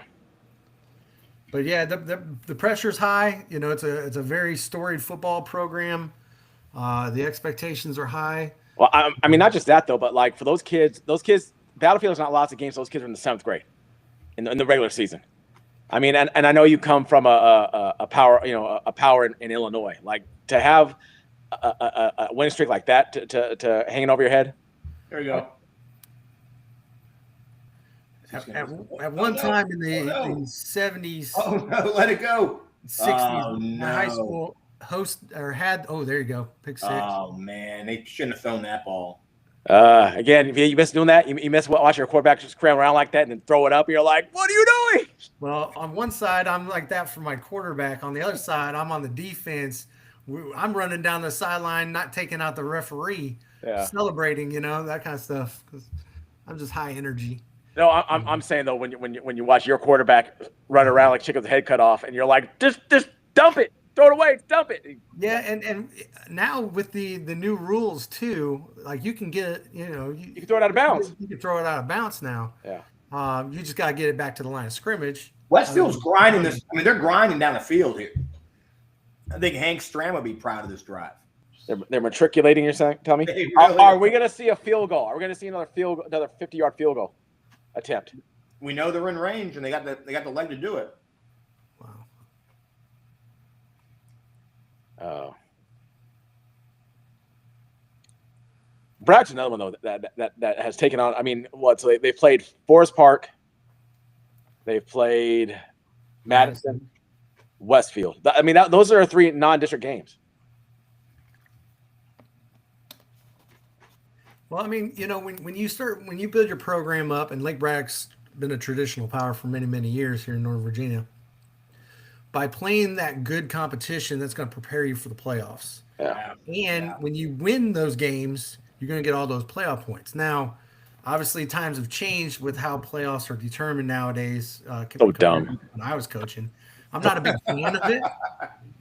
I'm like you guys. I don't really know the region that uses the max preps points. It's region C is you use the max prep points. And I'm like, half the time you go on max preps, they don't have it on. They don't have the scores right or anything. So how do they get the points and the rankings? And I'm like, I don't know how that's going to work. Because VHS doesn't like us anymore, so I can say what I want. It's so dumb that they're like, you guys figure out your own playoff system. No. That's your job. Your job is to figure that out. Yeah, it's kind of a backwards business model, to be honest. Like, instead of having, it's kind of like, hey, here we go, history reference. It's like the Articles of Confederation. We're going to let each individual state run the show. Touchdown. And it just doesn't work out. We need to change it. We need to flip it, and throw that away and start a U.S. Constitution, federalism. So the Huns, huh? The Huns have they score? No, sorry, they're on the 2-yard line. Marching. They're big, man. They're really big. Look at this power eye. False start. The pink flags. I like that for breast cancer awareness. Oh, I can't even see that. Yeah. You got some good eyes there, Dash. I do. So I'm blind. Fourth down at Westfield, Lake Braddock, going for it. Jump over real quick. Oh! Did they get it? Converted it. They did. Oh! Speaking of. Which game? No. Okay, good. Watch this. Full pitch. The good old like a lollipop right pitch.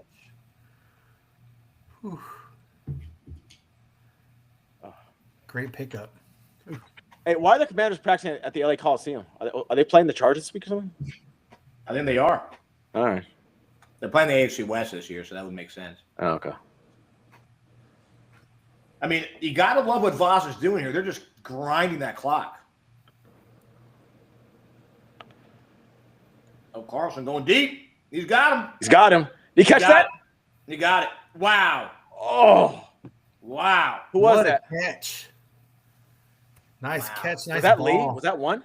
No. Number one. Yeah, that was one. Yeah, that was Lee. He is one, right? Or I can't. We'll see him when he takes off. Yeah, he's out and up. Wow. He went talking about out and up. He went out and up to get that ball. Yeah. It's nice to have one of those, huh? Yeah.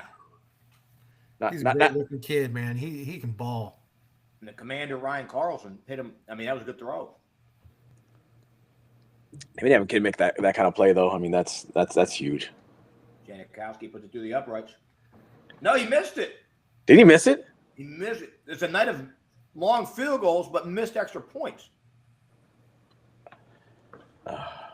There's that 2-point difference right there. That could be huge later. Let's jump back to the Hahn School and see what's going on here. Oh, I think it's fourth quarter. I think they're just making a walk. Did they not score? The scoreboard still says 16-7. They did not score. I think they're just walking down. I think that was the end of the third. Yeah, but they at least ran one playoff since when I saw them. They didn't get it. Wow. I was going to ask Dio why they are not on the stadium side as a home team in St. James rather than the far side. Because you don't want to hear the parents. I can understand that too. We got a big play alert here in West Springfield. The guy, TJ Hazelwood. Nice counter scheme. TJ Hazelwood from West Springfield. Mason, I told you they have a plethora. They have a stable. This is the best stable I've seen since Bobby Heenan's stable back in the day. Remember Heenan had a stable. He had King Kong Bundy, Big John Stud. It was the Heenan family, right? That's what the Heenan family stable. He had a bunch of dudes. This West Springfield running back stable rivals that. That's a good one. Which manager had a better stable than Bobby Heenan? No, Heenan had the best. Jimmy Hart had a pretty good group, but who did Slick have? Slick had the one-man gang, big boss man. Team. Here we go. Here he is, TJ Hazelwood, the warlord, and look at this guy, man. You kidding me? Haku at one time. Oh, he did, yeah. Oh, They got to work on their celebration a little Yeah. That was nice. one guy went low, one guy went high. Hazelwood would start on a lot of other teams. I mean, they got him and Wickham. Look at running through arm tackles here. I mean, so we got to see him up personal. I mean, I didn't get to, but you got to see him up close and personal. West Springfield has a lot of talent. They've got a ton of talent at that school. Yeah. What do we got going on at Fairfax? Oh, fumble by the Hunt Academy. No, you're right. We just caught the very the celebration. Let's jump back a tad bit. bit. Wow. Here we go. Here's the play. Quarterback rolling out. He catches it. Oh! Oh, fumbled it into the end zone. Touchback. Oh, wow. Oh, okay. They brought it out. Holy smokes. Now, if you're the Hunt school, you're arguing that he crossed the plane. Right. I almost feel like he did. There. That's what the coaches are complaining about. That's exactly in the play, but of course they're going to say that. I mean, we don't have the best angle of it here. They don't do the replay. Although you know, if they don't get it, they're gonna be like, "This is home cooking," right? Well, they marched it Look off. right here. They called it touchback. That referee was right there, though. That ref was right there. Yeah. I mean, look. He may have not. Don't lose control of the ball right when you cross the plane. South County scored while we were talking about their stuff. It's now 15-6. Yorktown's up 28-7. Let's see. Westmo's up 24-0. I think that game's pretty much in control. 320 to third, I guess. Every time I look up, Oakland looks like they're threatening to score. And then How about the Wakefield W&L? No clue. No. On the other network. Yeah, I can always check to see if I can find a max prep score on that one, but Gotcha. Just wanted to see what with W&L has been on a rampage again this year, just like last year. Yeah, I mean, although the loss to Centerville last week threw everything upside down. Yeah. Centerville looks good though, VA. Oh man, and it's just not one sided. It's not just Shields airing it out. That running back, what is it, Cover? Or Stover or something? Stover. He is a load, And I talked to Coach Aziz. He's a good buddy of mine. He's over there on the offensive side. He's one of the play callers. Him and Poiters are the play callers, right? And I mean, it's fun when you're on offense and you're calling the offense when you got those type of weapons and having that much success. It's fun when you start scoring all those points, and the defense is stepping up to match. And so I think they could be a pretty deadly team when we start getting into the playoffs section. So we talked about Region B, but the Concord, right? Some of the Concord's not going to make the playoffs. Like 2 teams of Concord are not going to make the playoffs. And they are all really good. Like South Lakes could not make the play. There's a scenario where South Lakes doesn't make the playoffs. I mean, there's a scenario where, very unlikely, but Westfield could not make the playoffs. Right. And this is the first year for that new playoff system. Yeah, right? they have the 4 and 4. 4 and 4. I'm not a big fan of that one either. I'm not a fan of the max preps in Region C. I'm not a fan of hang on. limiting. He's going deep. He's 4. going deep. Now look, I don't hate the max preps. Only if you're talking about that and compared to the PowerPoints. It's a little bit better than the PowerPoints, than the old PowerPoints. If you look at max preps over the last, Mason and I did this study. We went back to max preps points over the last 5 or 6 years, and it was a little more accurate in terms of the quality of team that was getting in than the previous point system they used. I don't like the 4 and 4. Yeah, I don't feel like. I think you should have the best teams in the playoffs. You're right. That's why if you got one of the best teams from Concord not making it, and a team that's in Liberty that's making it, I feel uneasy about that. That's what's going to happen with the 4 and 4. Yeah, it kind of reminisces the day back in ancient time when I started coaching here in the state of Virginia, where teams were 8-2, 9-1. They didn't win their district, and so they, in the you had 4 teams per region, and 4 teams from other districts won their district, so they automatically made the playoffs. And you're sitting at home, 8-2, 9-1. I was way against that, but then now you start having teams make the playoffs with losing records, that kind of stuff. I'm not a big fan of that. Because that's going to be the question mark. Will that 4th Liberty team or that 4th Concord team, I don't think so much Concord, but 4th Liberty team, will they have a winning record? Right. I don't know. I mean, they might. Someone who must know people says, where's Hendo coaching at? Aiden Dash at quarterback was lethal. And then Kai, Tempa, Jacob Jackson. That team could have been special. Well, I don't know who that is. Hello to a former player that we probably coached. Yeah. What was the name? The name is a name that's not a name. John 1, 2, 3, 4, 5. Yeah. Well, would you be a fair VA of the Maryland model where everyone makes the playoffs? I'm not a big fan of that either. Like everyone plays 9 games and then you seed everybody in week 10 and then just let it go. Yeah, I'm not a big fan of that either. I'm an old school, playoffs are something special. You should have to earn to get into it. I'm from Illinois. I know you're from California, and Dash has been, born and bred here in Northern Virginia. I really like the Illinois system. I just don't like how in Illinois preps and privates play each other in the playoffs, because a lot of times you start getting teams like in Illinois. My high school is a powerhouse, but then once we get into the state semis and state finals, we're going up against the private schools from Chicago where they can recruit anybody and everybody. Yeah. And so then they win 8 state championships, 12 state championships, Chicago, Mount Carmel. But one thing I can say is that nobody makes the playoffs with a losing record in Illinois. And so it's we got a flag there. Really You kind of cool gave the how they do business it. out of bounds on that one.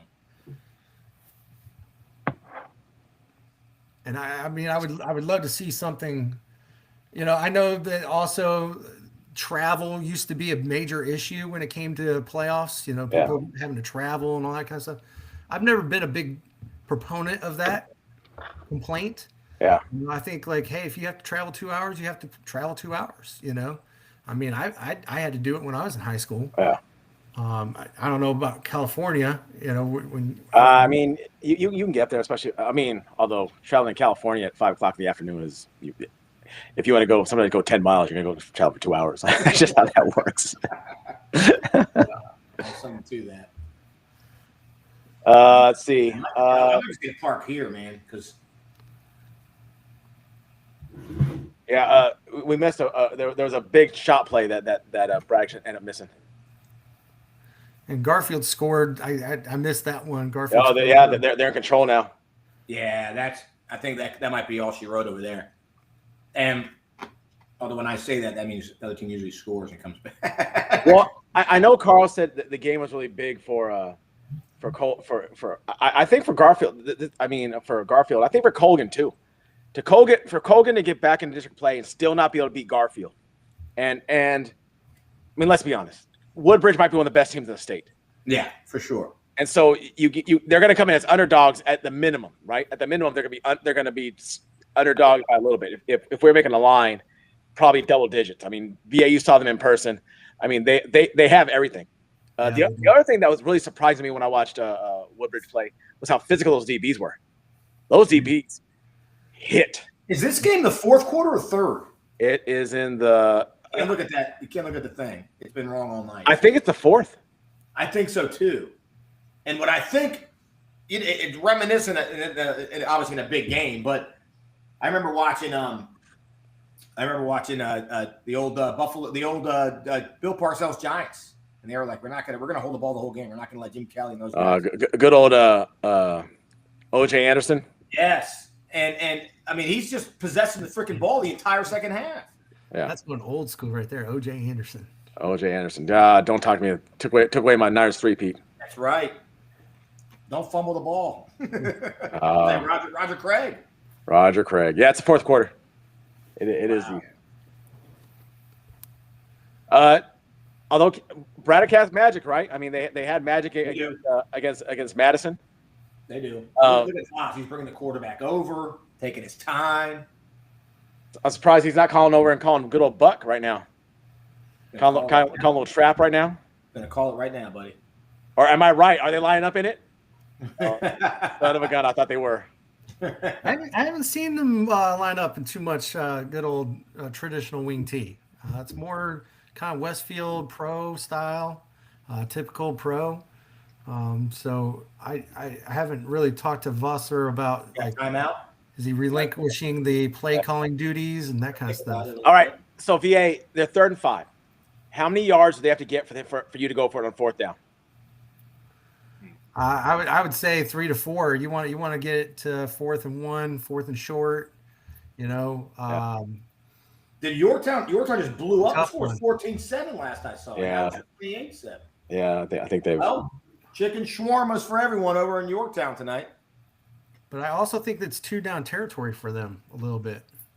You think so? I mean, do you want to give Brack a short field? Oh, don't give Brack a short field. You're winning. But I mean, you're inside the 35. We got Westfield come back on the field. All right, let's just. This game is over. I'll call that right now. You're gonna call it? Who are you?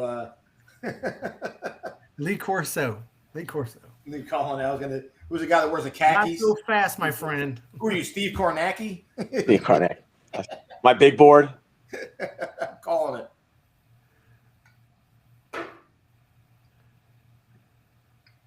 Third medium. They're talking this over even after the timeout. Look at this. I think they're having trouble. He said, "What's the play? Communication. What's the play?" Okay, here we go. Oh. Oof.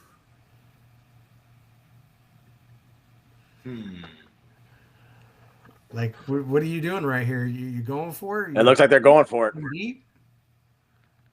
They run the ball pretty effectively, man. Like in the last couple drives. I think it's too far for a field goal. Maybe I think you go for this. Janikowski made it earlier from about this distance. We saw him. They might be coming out. Oh, they are coming out.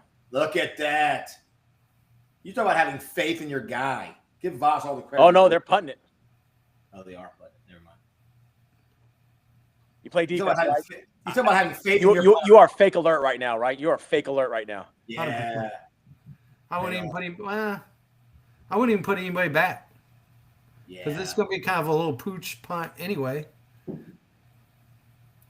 timeout. Try to jump them off sides. Try to make them jump off sides. Yeah. I'm a little surprised by that play. I thought maybe they would have. Yeah, if you know you're considering going for it, which they obviously were considering it. Oh, they false start. Yeah, but I mean, you go for it on you hand the ball off. Langley 35, Oakland 7. Yeah, it's final. Steve Kornacki going to call that one too. Yeah, I'll call it. Good punt. Great punt. Great punt. Oh, inside the 10. Beautiful. Can't beat that. No. Go and close this one out. If you're all interested, South County has scored 2 touchdowns. 15-14. 10 minutes to go in the 4th. Wow. Steve Kornacki did not call this one. I did not call that. So we're going to jump over here in the early 4th. Look at that. Just when you thought they were out, pull them back in. This is a Pannoni Bowl, right? I mean, we got a lot of coaches coaching against old teams tonight. This is the Coach Pannoni Bowl for sure. Now it would have been that much better if it was at South County. Oh, at Jerry Pannoni Stadium. His stadium. Was it ever officially named? I think it was. I thought it was the Pannoni Family Stadium. I thought it was named after him and. Well, that counts. What do you mean? If that's what it is, that counts. No, he said officially. I don't think it's Jerry Pannoni Stadium. I think it's like Pannoni Family Stadium. I think so. It is. Yeah, that's the same thing. That counts. If I they didn't- ever name I'm not saying it doesn't count. If they ever name the stadium, It's not called Jerry Pannoni Stadium. if they name a stadium called the Dash Family Stadium, it's named after me. All right, buddy. Which they're not going to. They might name a Don John. John. Speaking of the Dash family, how's Aiden doing? They got a game this weekend. What's that? Speaking of Dash family, how's Aiden doing? And do they got a game this weekend? Yeah, they do. They're at home conference game. They had a huge win against what's the other school up at the Ohio-Pennsylvania border? They've gotten really good the last few years. They didn't used to be great, but now they're kind of a religious school, kind of like the Liberty of the North, they call it. It'll come to me. Yeah. But yeah, good program, a huge win, and one of the rivals. It was them and Carnegie Mellon were the two rivals up there in that conference. Gotcha. And they beat them like 35-7 last week, so it was a good win.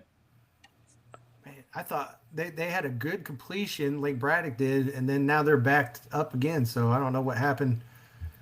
Yeah, I saw that too. Hold? Maybe a hold. Oh, tunnel screen on the one. Whew, got lucky you got out of there. Yeah, but now is it fourth down? High school backed up punts. Yeah, really difficult. I think it's third down now. I can't really read my Grove City. It was going to kill me if I didn't. Grove City. Okay. It was gonna kill me if I didn't think of it. And the people up north, and I'm sure we got plenty of people from the Pittsburgh area watching this. They don't say Carnegie Mellon the way I say it. They say Carnegie. Oh, here goes a punt from the 1 yard line at the Braddock game. Wow, really? That's never easy. Just catching. That's one of those things where you get in that situation and you think to yourself, man, I wish we practice that more often. Because I mean, the amount of time you spent on that kick in high school is not a ton, right? I'm not saying you don't practice it, but when you get back to the situation, you think to yourself, how many times do you do this in a week? Yeah, watch that heel there, buddy. Watch that heel. I were talking about 4 or 5 times a week. We were talking about Dan Orlovsky earlier today. Do you watch that heel? Oh!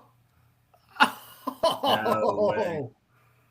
Oh no! Watch this. Oh! Watch this! Wow! Oh. They give him the score? Is he on the one? I they give the score. I think they gave him the score. Wow, what an ending. That's good. That's a great I mean, I don't know about the ending, but if it's 4 minutes left in the fourth quarter, that could be all she wrote. Now this PAT is huge. It is. It is huge. If they get it, it's a 2-score game. If they don't, it's a 1-score game. Yeah. Garfield just had a big play for a touchdown too. Oh, Garfield's pulling away. Yeah. Well, although it's the third quarter though, so I mean, there's still time, I guess, but mentally, if you're Colgan, right, this kind of hurts. This is huge. That is huge, Westfield.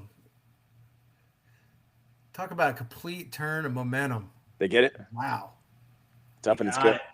Wow, 2-score lead. Is it really 4 minutes to go? Because we know it's not the third overtime. It's 4. Yeah, it's 4 minutes. Okay, then that we'll see what happens. But go to Fairfax.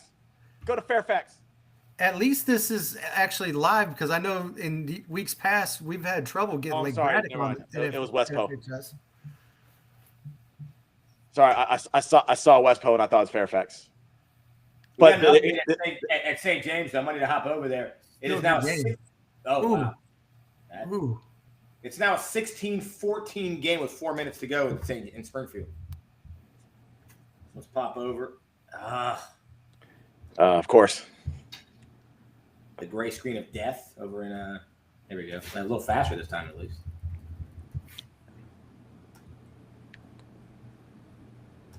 There we go. I mean, well, whatever. Look, talk about adjustments. Han made some good adjustments. Yeah. Looks like they're kicking off, so they must have just came off. Yeah, because it's 16-14 now. So Han scored. But you can see that. I'm saying that. No, I got an update. Someone texted me this. Oh, I got you. But St. James had 16 for like 3 quarters. Yeah. So I guess Hun does have some kids who make the how can make it as a varsity athlete. Attila the Hun. Here we go. You need a big play here. Now, I mean, you got to either go, like you said, make Hank Strand proud and put this game away, just drive it down the field. Yeah. Or you score on a big play. It's got to be one of the two. You do not want to kick it off to Han. Yeah. Or punt it back to Han. I don't even know if I'm saying it right when I say Hun. Is it Hun? Hun? H-U-N is Hun, right? H-U-N. Hun. Hun, because it wouldn't make the long U sound because it has to have a vowel next to it or a vowel separated by one consonant. Here we go. Let's see what happens here. I mean, you got all these weapons, right? The problem is, I think, some of the feedback I'm getting on this game from people who are there is just the and Mason, you brought a point of saying this. It's just the Hun school. They got some big guys up front, right? So, but do they have guys fast enough to catch that young man? Uh-oh. Good night, Irene. Man, he's a baller. Golly, he's a baller. Who was that on the touchdown? Was that Cobb? That's that running back that was transferred from. Yeah, so it was Cobb. It was Cobb. That's what I thought. 87-yard touchdown. Wow. We were just talking about line play, and then holy smokes! So we know Han might have been bigger, but they weren't faster. Yeah. Oh, Lake Braddock. Oh man. Oh, he got hawked. Oh wow. What a play. That's Hibner. That's little Hibner? Well, I mean, not really little because he's pretty big to me, but the younger Hibner. Younger Hibner, yeah. I'm pretty sure it is. Let's see if we can tell here. Yeah. What a play. Yeah, but I mean, she got picked. Watch this. Oh, you're right. Oh.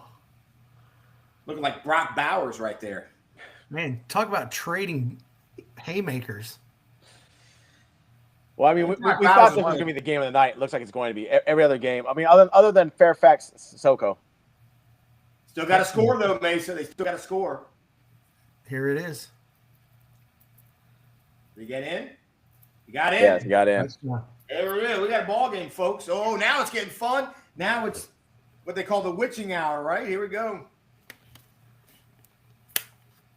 Or as Mason and I say, the moron hour for us. Because this is where we make all the bad calls. Oh, well. I thought I called this game over about 30 seconds ago. Well, in this half, Westfield has been able to run the ball, right? Yeah. 3 minutes left. You need about 2 first downs. You need about 2 first downs because I think Brack's blown a timeout, if I'm not mistaken. All right, here we go. That's going to get fun. Going to get real fun.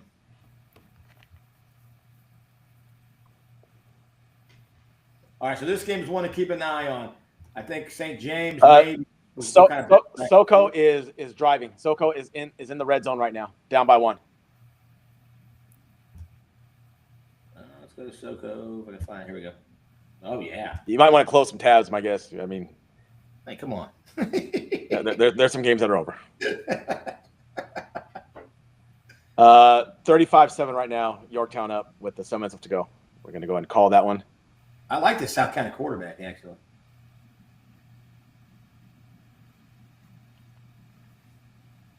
West Potomac up 30-7. I'm going to go ahead and call this one.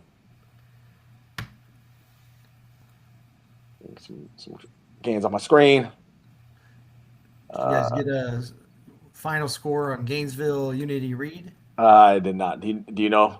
Do you have any idea? No. I'm going to go and take a shot at that one and just say that Gainesville probably won. Yeah, I'm going to say the same as well. How about the Patriots? Gainesville starting to count. Come on.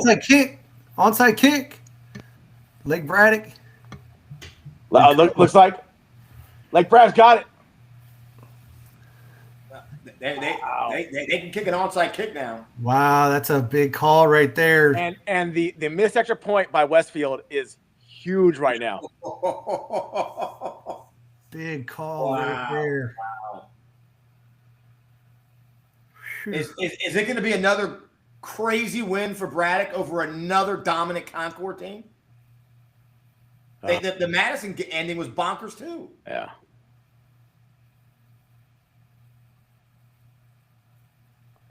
Well, that's tough, right? Your defense just got off the field. They gave up a touchdown, and now they're right back on the field. No rest for the weary for them, right? Oh, great play. Wait, are you a couple seconds ahead of us, right? Actually, no, I think I'm about the same as you. Am I? Yeah. Oh, right there. I was just calling about that one. Yeah. They fly around. Both teams, they fly around. That's good high school football that I love watching right there. Well, you're in 4-down territory if you're Braddock, right? I mean, you can't punt the ball again. So, long snapper and the punter can go ahead or at least the punter can take off his helmet. A little QB draw, huh? Ooh, took a nice hit. That hurt a little bit. Turned your back to him. The guy hit you dead in the kidneys. Yeah. I mean, you're looking at third down right now, guys. I mean, this could be a quick timeout. And Tyler's a little shaken up, man. Look at him. He took a shot. I mean, that good old kidney shot right there. That Colgan Garfield game is still in the third quarter, man. We were going to get Coach Aziz was going to join us today, VA. Oh yeah. But he went to the Braddock game, and I said, if the game, if it gets out of hand or something like that, and you come home early, and he was like, yeah, I'll get on, and well, we obviously know it's not one of those games. No. You might be able to see him on the sideline. I was thinking that too, because usually he hangs around here in the Braddock. Oh, South County and Fairfax. I think we're going to get a 4th and goal. All right, we're going to hop over. As soon as we get this play here. This is a huge 3rd and 11. All right, Ty Jack, that's the guy you want having the ball in his hands. Letting it rip. Oh, yeah. Hibner with the first down. All right, let's go to Fairfax. Here we go. Let me know. Keep an eye out on the other game. And I'm watching it. Man, South County, look at this. I thought, about 10 minutes ago, I thought Fairfax might have had this game. Yeah, I mean, look, they were in control, right? Complete control up 2 scores. Let's see this Fairfax D now. They're going to buckle down. That's what they do. Some people call them. Is this going to be 4th? I think, or is this 4th and goal right here? 3rd. 3rd and goal. Wow. Huge 3rd down. Oh no, they can get a first. They can get a first. Now, how much time is left? I didn't look at the clock. It's 3rd and about 1.5 yards. It looks like. It's 3 minutes and 16, but I don't know if that's that down marker. The down is wrong. The down marker's wrong. No, I'm saying on the screen. Oh, gotcha. They just got the first. It looks like. I don't know. They might be short. Oh, you're saying the yellow line was off? Yeah. Yeah. No. It says 3rd and 11 at the bottom of the screen, and it's not 3rd down. Oh no. It's 4th and 1. It's 4th and 1. This is it right here. The Fairfax D, 4th and 1. What do you got? What do you got, South County? Give us your best play. Do you run a swinging gate for old time's sakes? Not after last week. Come on, you practice. Well, actually, they can kick a PA. I'm sorry, they can kick a field goal. They can. Maybe they're going to try and draw them off. It's got to be what they're going to do. Down. Try to jump them off, and then go kick a field goal. Yeah, I don't know why you would go for it right here, right? I mean, it's a yard.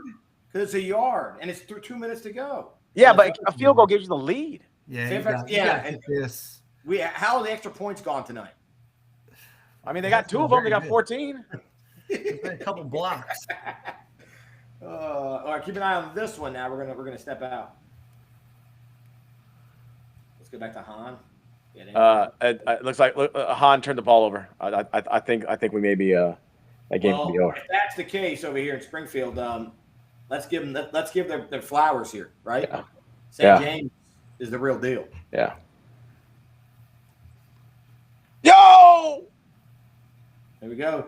Ty Jackson taking off. He got it. think they fooled everybody. No, they're Looked like this ended around. South County's going for it. South County. I told you. People don't trust their extra points. Oh, there we go. I don't think he got it. I don't think he got it either. Oh, Wow. Wow. How many timeouts they got? I don't know, but they're going to measure this. I don't even think it's close. Nope. No, they're switching out. Wow. Injury, it looks like. The problem with that, if they're going to show replay, I don't want to see the injury. I just want to see the play. Okay, here we go. Just the play? Yeah. No, that was a timeout, right? Looks like they jumped off sides. No, they called a timeout. Oh, that's when they call timeout. Damn, I hate. This is my only pet peeve, guys. Hit the live button. No, I'm trying to get back and see that play again. Oh, Is this it? I think this was it. Here we go. I don't know. You're close. You're close enough. I thought they were in a they weren't in a spread when they went for it. They were. No, because it keeps showing us the same play again. You're right. Let me go to live. I guess he's the injured. This is it right here. Coming back from the timeout. Here we go. Now look at this formation, and I knew they weren't in spread. I just don't like the problem is you're running right at Fairfax. The strength of their defense is that D line. Mason, we saw him firsthand. We saw that Fairfax D line. Man, Peyton, he's good. Yeah, he is. Holmes.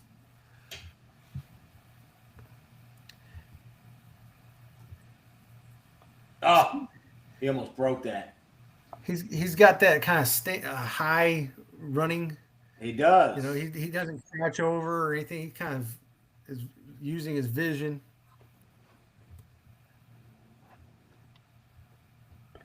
Wow, good game.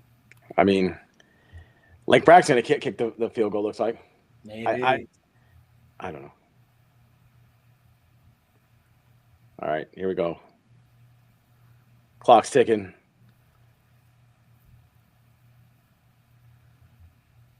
Oh no, they're throwing it.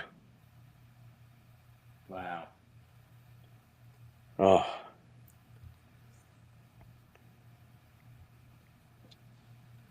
If you're Westfield, what 5 minutes earlier you were just up 2 scores. Now your back's all the way up against it, right? All right. Well, here we go. I mean, it's been a night. Did we say this early on that it was going to be a night of kickers? Yeah. The night of kickers. Yeah. It has been. We said it on the first drive of one of the first games we were watching.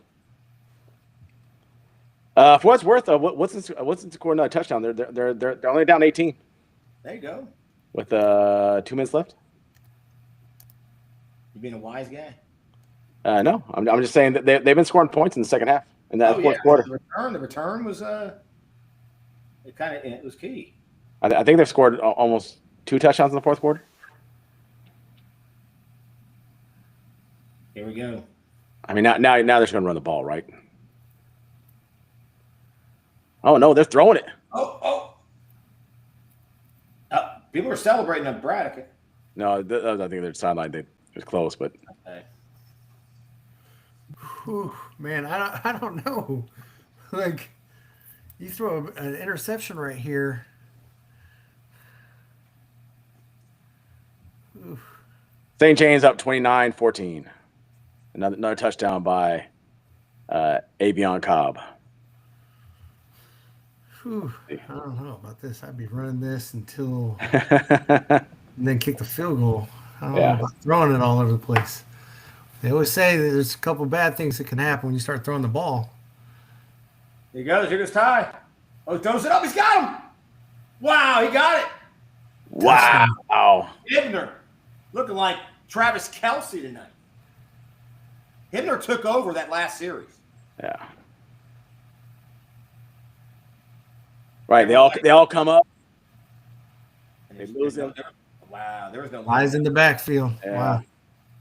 holy. But I think in that case, right? Like, I don't know. You want your guys to play discipline, but look, they've got to try to get a stop. They see the quarterback. Big play. Big play.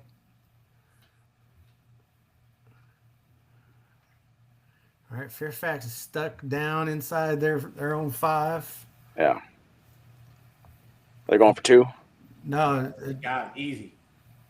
Boom. Oh, Fairfax. Oh, yeah. Fairfax game. 2 minutes left. Oh man. Oh, Is that third down already, Fairfax? Oh, Oh, no. good. The down mark, the down thing is incorrect. I think it's second down. It's second. It is second. Second and 10. Can we see another kick from the what you call it? From the back of the end zone. Back in the end zone again? So tough. I mean, and in that case, a safety does a safety would probably end it because you have to free kick it and then try to get the ball back. Yeah. And if you get it away, you're still probably they're going to start with the ball inside your zone. Short field. They pick up. Oh! I mean, it's like on the inch line. Where are they going to put? They gave him a yard in the 1 yard line, and that was generous, by the way. Oh, it's very generous. I thought it was a safety. So did I. I mean, the ball wasn't in the end zone, but They must not have any timeouts left, right? So they're going to get the ball back with maybe 30 seconds. yeah. But right now, you got to hope that you don't just safety. You'll lose. Yeah. You'll lose the game. SoCo must not have many timeouts because I'm surprised they're not trying to save some clock They here. must not have any timeouts, my guess, right? Yeah. Though they blew a timeout on the when they had the ball, right?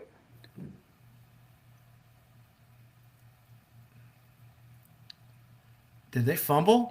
Oh, you got to be kidding me! Oh, wow. They fumbled on the one. Wow, hit the replay. Oh. Here. Hit the replay. Oh, on the exchange. On the exchange. Oh. Oh, Oh, that's tough. wow. Now Fairfax defense, they held them. They held them before, right? He was That's what you're preaching right now. You're telling that you're like, hey, we did it once, we'll do it again. That's right. You've already done it once, we'll just do it again. You got big, Well, Anthony This time, you could technically take knees, right? If you're like, dude, we're just gonna kick let's get to the middle of the field. Dude, you're big on this kicking extra point stuff. They're on the 1 yard line. You take a few cracks at it, try and run it in there. Yeah, I think they're gonna try some quarterback I don't draw like right here. this. I don't like that. When you're in the shotgun, I don't like that. I don't like that play call. I hate the fade. 80% of the time I hate it. Because you can get an offensive pass interference call, and now you're back 15 yards. Right. Which might be the case. Which is what they just called. Yes, and Did they really? yes, I think so. And here we go. Yup. Gee. I don't like you're on the 1 yard line. Just run it 3 times. Quarterback sneak it 3 times. You're gonna get it. Oh. Well, you got your wish now, Dash. They're not going to try to kick a field goal. No, now you can get the field now goal. they are playing for a field goal. I see. That's where I think we're wrong, Mason. I think now you're on the 1 yard line. They could have just quarterback snuck it 3 times. It would have been fine. Now, be safe, but you got to kick a field goal. Run a play here. Is it really? It's second, isn't it? No, on the offensive PI, it's is it loss of down? It's not loss of down, is it? He had it in the corner. Oh my God! They just lost another. No, don't do this. No timeouts. They have no timeouts either. They just lost another 10 yards.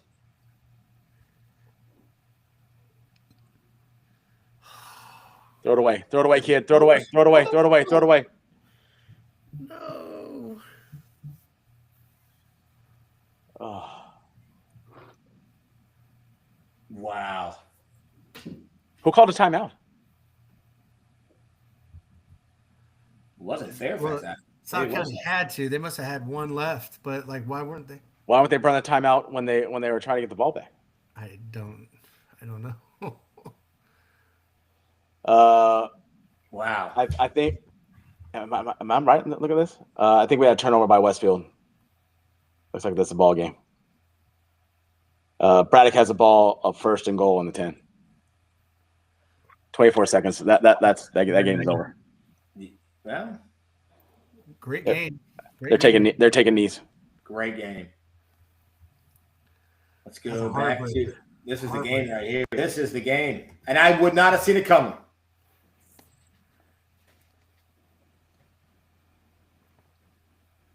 All right, here we go.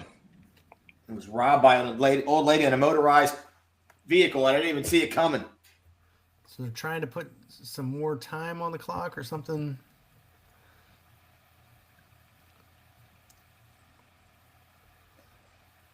There we go. Just something safe, man. Just get you some yards back. Whew. Okay, they just got 5 back. What's this? Second down, second and goal from the. It's third. The third and goal. No, I think it is. No. No, it's second. Yeah, it's second. The offensive PI, the sack. Second. All right, so again, I might run the ball, man. I don't want to do anything crazy. Oh, he had him. Did he catch that? He did. They're right back to where you started, Mason. Hurry up. You're gonna run like an old run a wedge or something, man. Something safe. Don't throw fade. Well, the thing is, though, if you don't have any timeouts, you've got to do something to stop the clock. You better hurry up. Yeah, it's 40 seconds. Run it right now. Hurry up. You got time. But you got to run it now.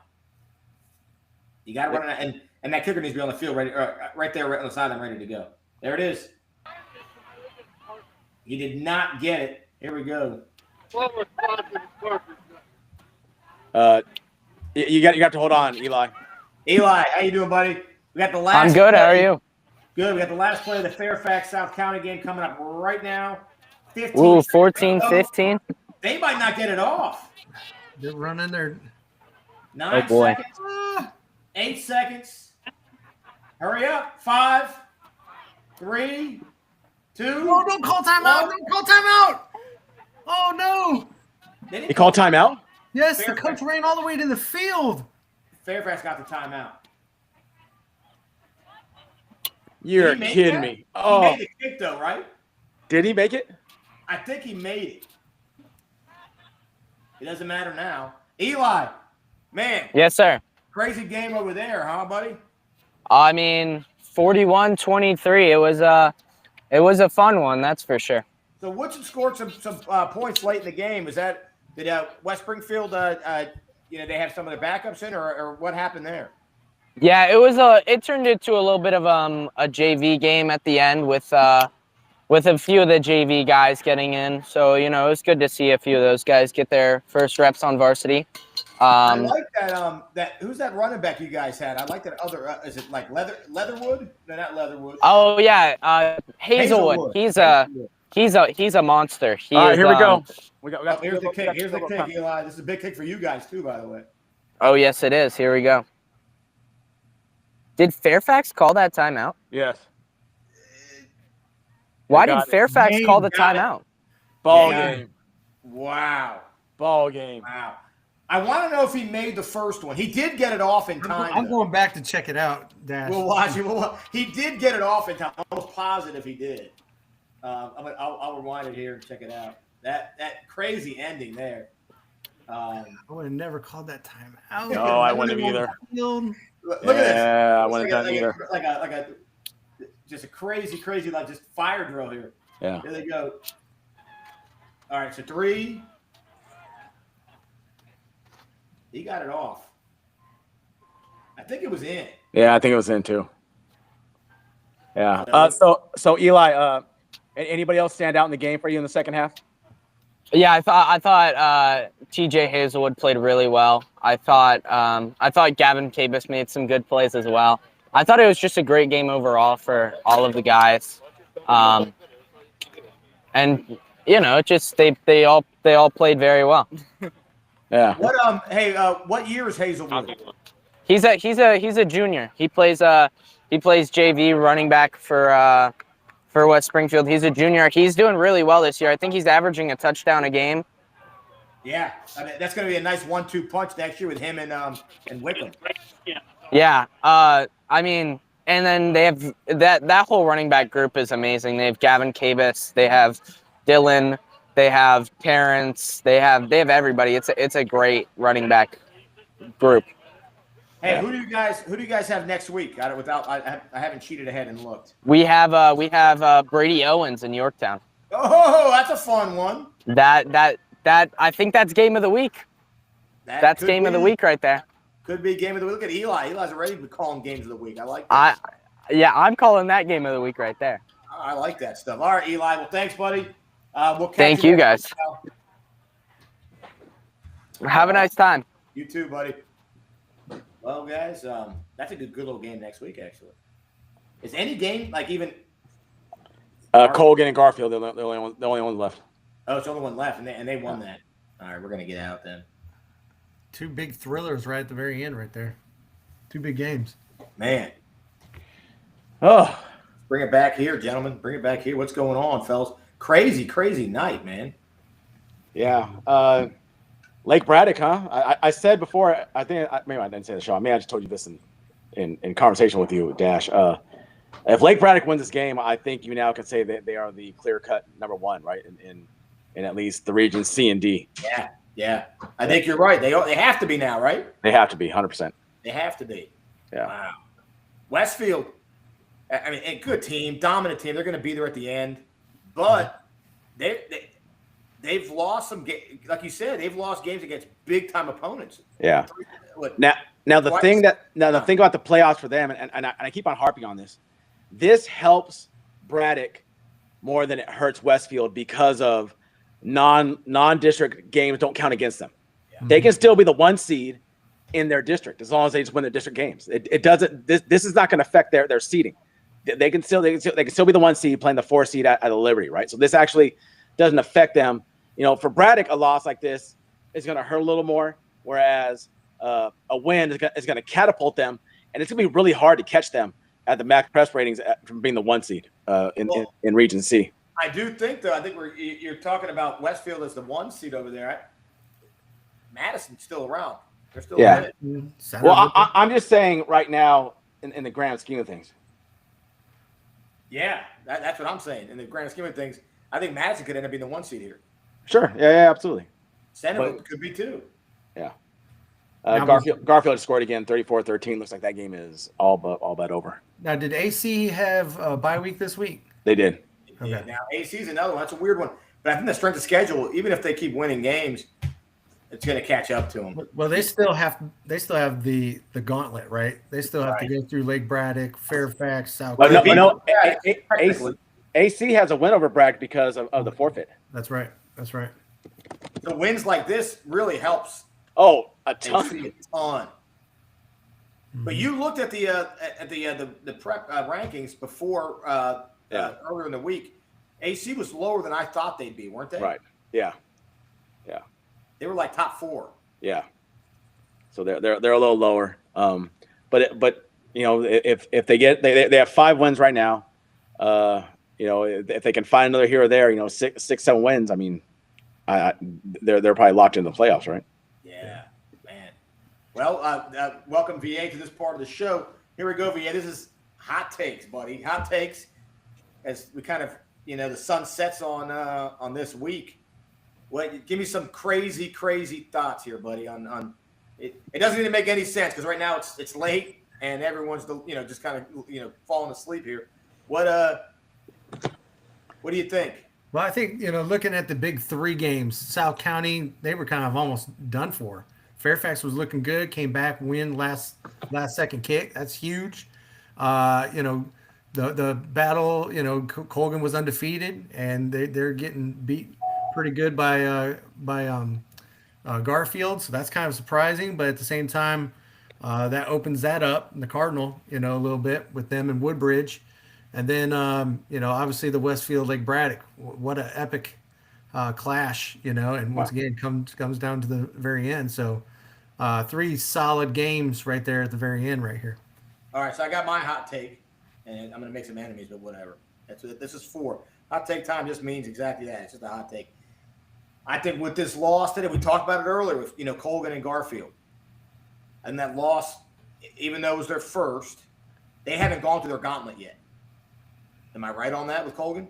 They still got to go through Woodbridge, Forest Park. and Forest Park. I Forest think Park this is a bad sign of things to come before the gauntlet. This is kind of the test.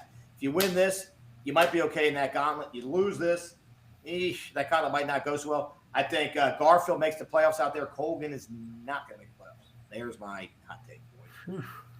I guess I don't know the hot take necessarily, but based on the games here, no lead is safe right now. How many teams have we seen down 2 scores in the fourth quarter lose?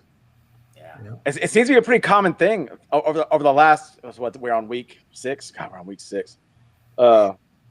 But it seems to be pretty common. We've seen a bunch of teams with 2-score leads kind of evaporate, which is wild. I mean, usually you get 2-score lead in the fourth quarter, you're able to salt that thing away. Maybe that's a sign of, we're no longer the ground and pound high school football anymore, right? Where you just kind of just grind them at a pace at the very end and kind of run out the clock. Everybody's in the spread. Everybody's kind of still, throwing the ball, not doing things that can milk the clock. So, no lead in the fourth quarter is ever safe anymore. Yeah, that's when you're relying on extra points. You can make field goals from 50 yards, but it's an adventure to kick a extra point. Definitely kudos to the kicker from Woodson with that launch of the field. And how about the South County kicker, VA? You got to give that guy some love. Absolutely. I hope that kid went over there and found the girl he wants to ask for homecoming right after that kick. That man was a hero after that moment. Yeah. Well, VA, thanks for joining us today, buddy. Always.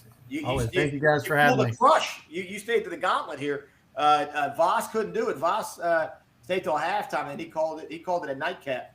So you powered through it, buddy. Oh, I'm good. I appreciate it, you guys. We appreciate having you, buddy. It's always fun talking ball with you. You know that. Well, and Carl, Carl's probably doing his thing at the doing his interviews and all that good stuff. So yeah, we'll catch Carl. Maybe we'll catch him on the Monday show. Sunday. Yeah. We'll see how that goes. Well, buddy, it's fun as always. Topped out at close to 500 on the Twitter Yeah, stream. and I'm curious what we got on Twitter. On Twitter, on YouTube, because I never know until we close it out. Yeah, it doesn't show till after we close it out. But still, you're probably looking upwards of 550. It's Yeah. So thank you to the audience. Thank you everyone showing. And one thing we'll cover next week. Next week's show is the St. James and their next. Big win for them, man. I mean, huge win for St. James. Yeah, I mean, that game against Riverville Baptist is probably going to be pretty good. They got one more big test with that team in Orlando, and then after that, I mean that game against Riverville Baptist should be pretty exciting. It's going to be a hot ticket. It is. And I don't know if they decided on where they're going to do it. Yeah. But it's going to be definitely a hot ticket. Yeah, for sure. All right, buddy. Well, thanks for joining us today on All Hitches Friday Night Spotlight. And we'll see you next time from Dash and Dan. See ya.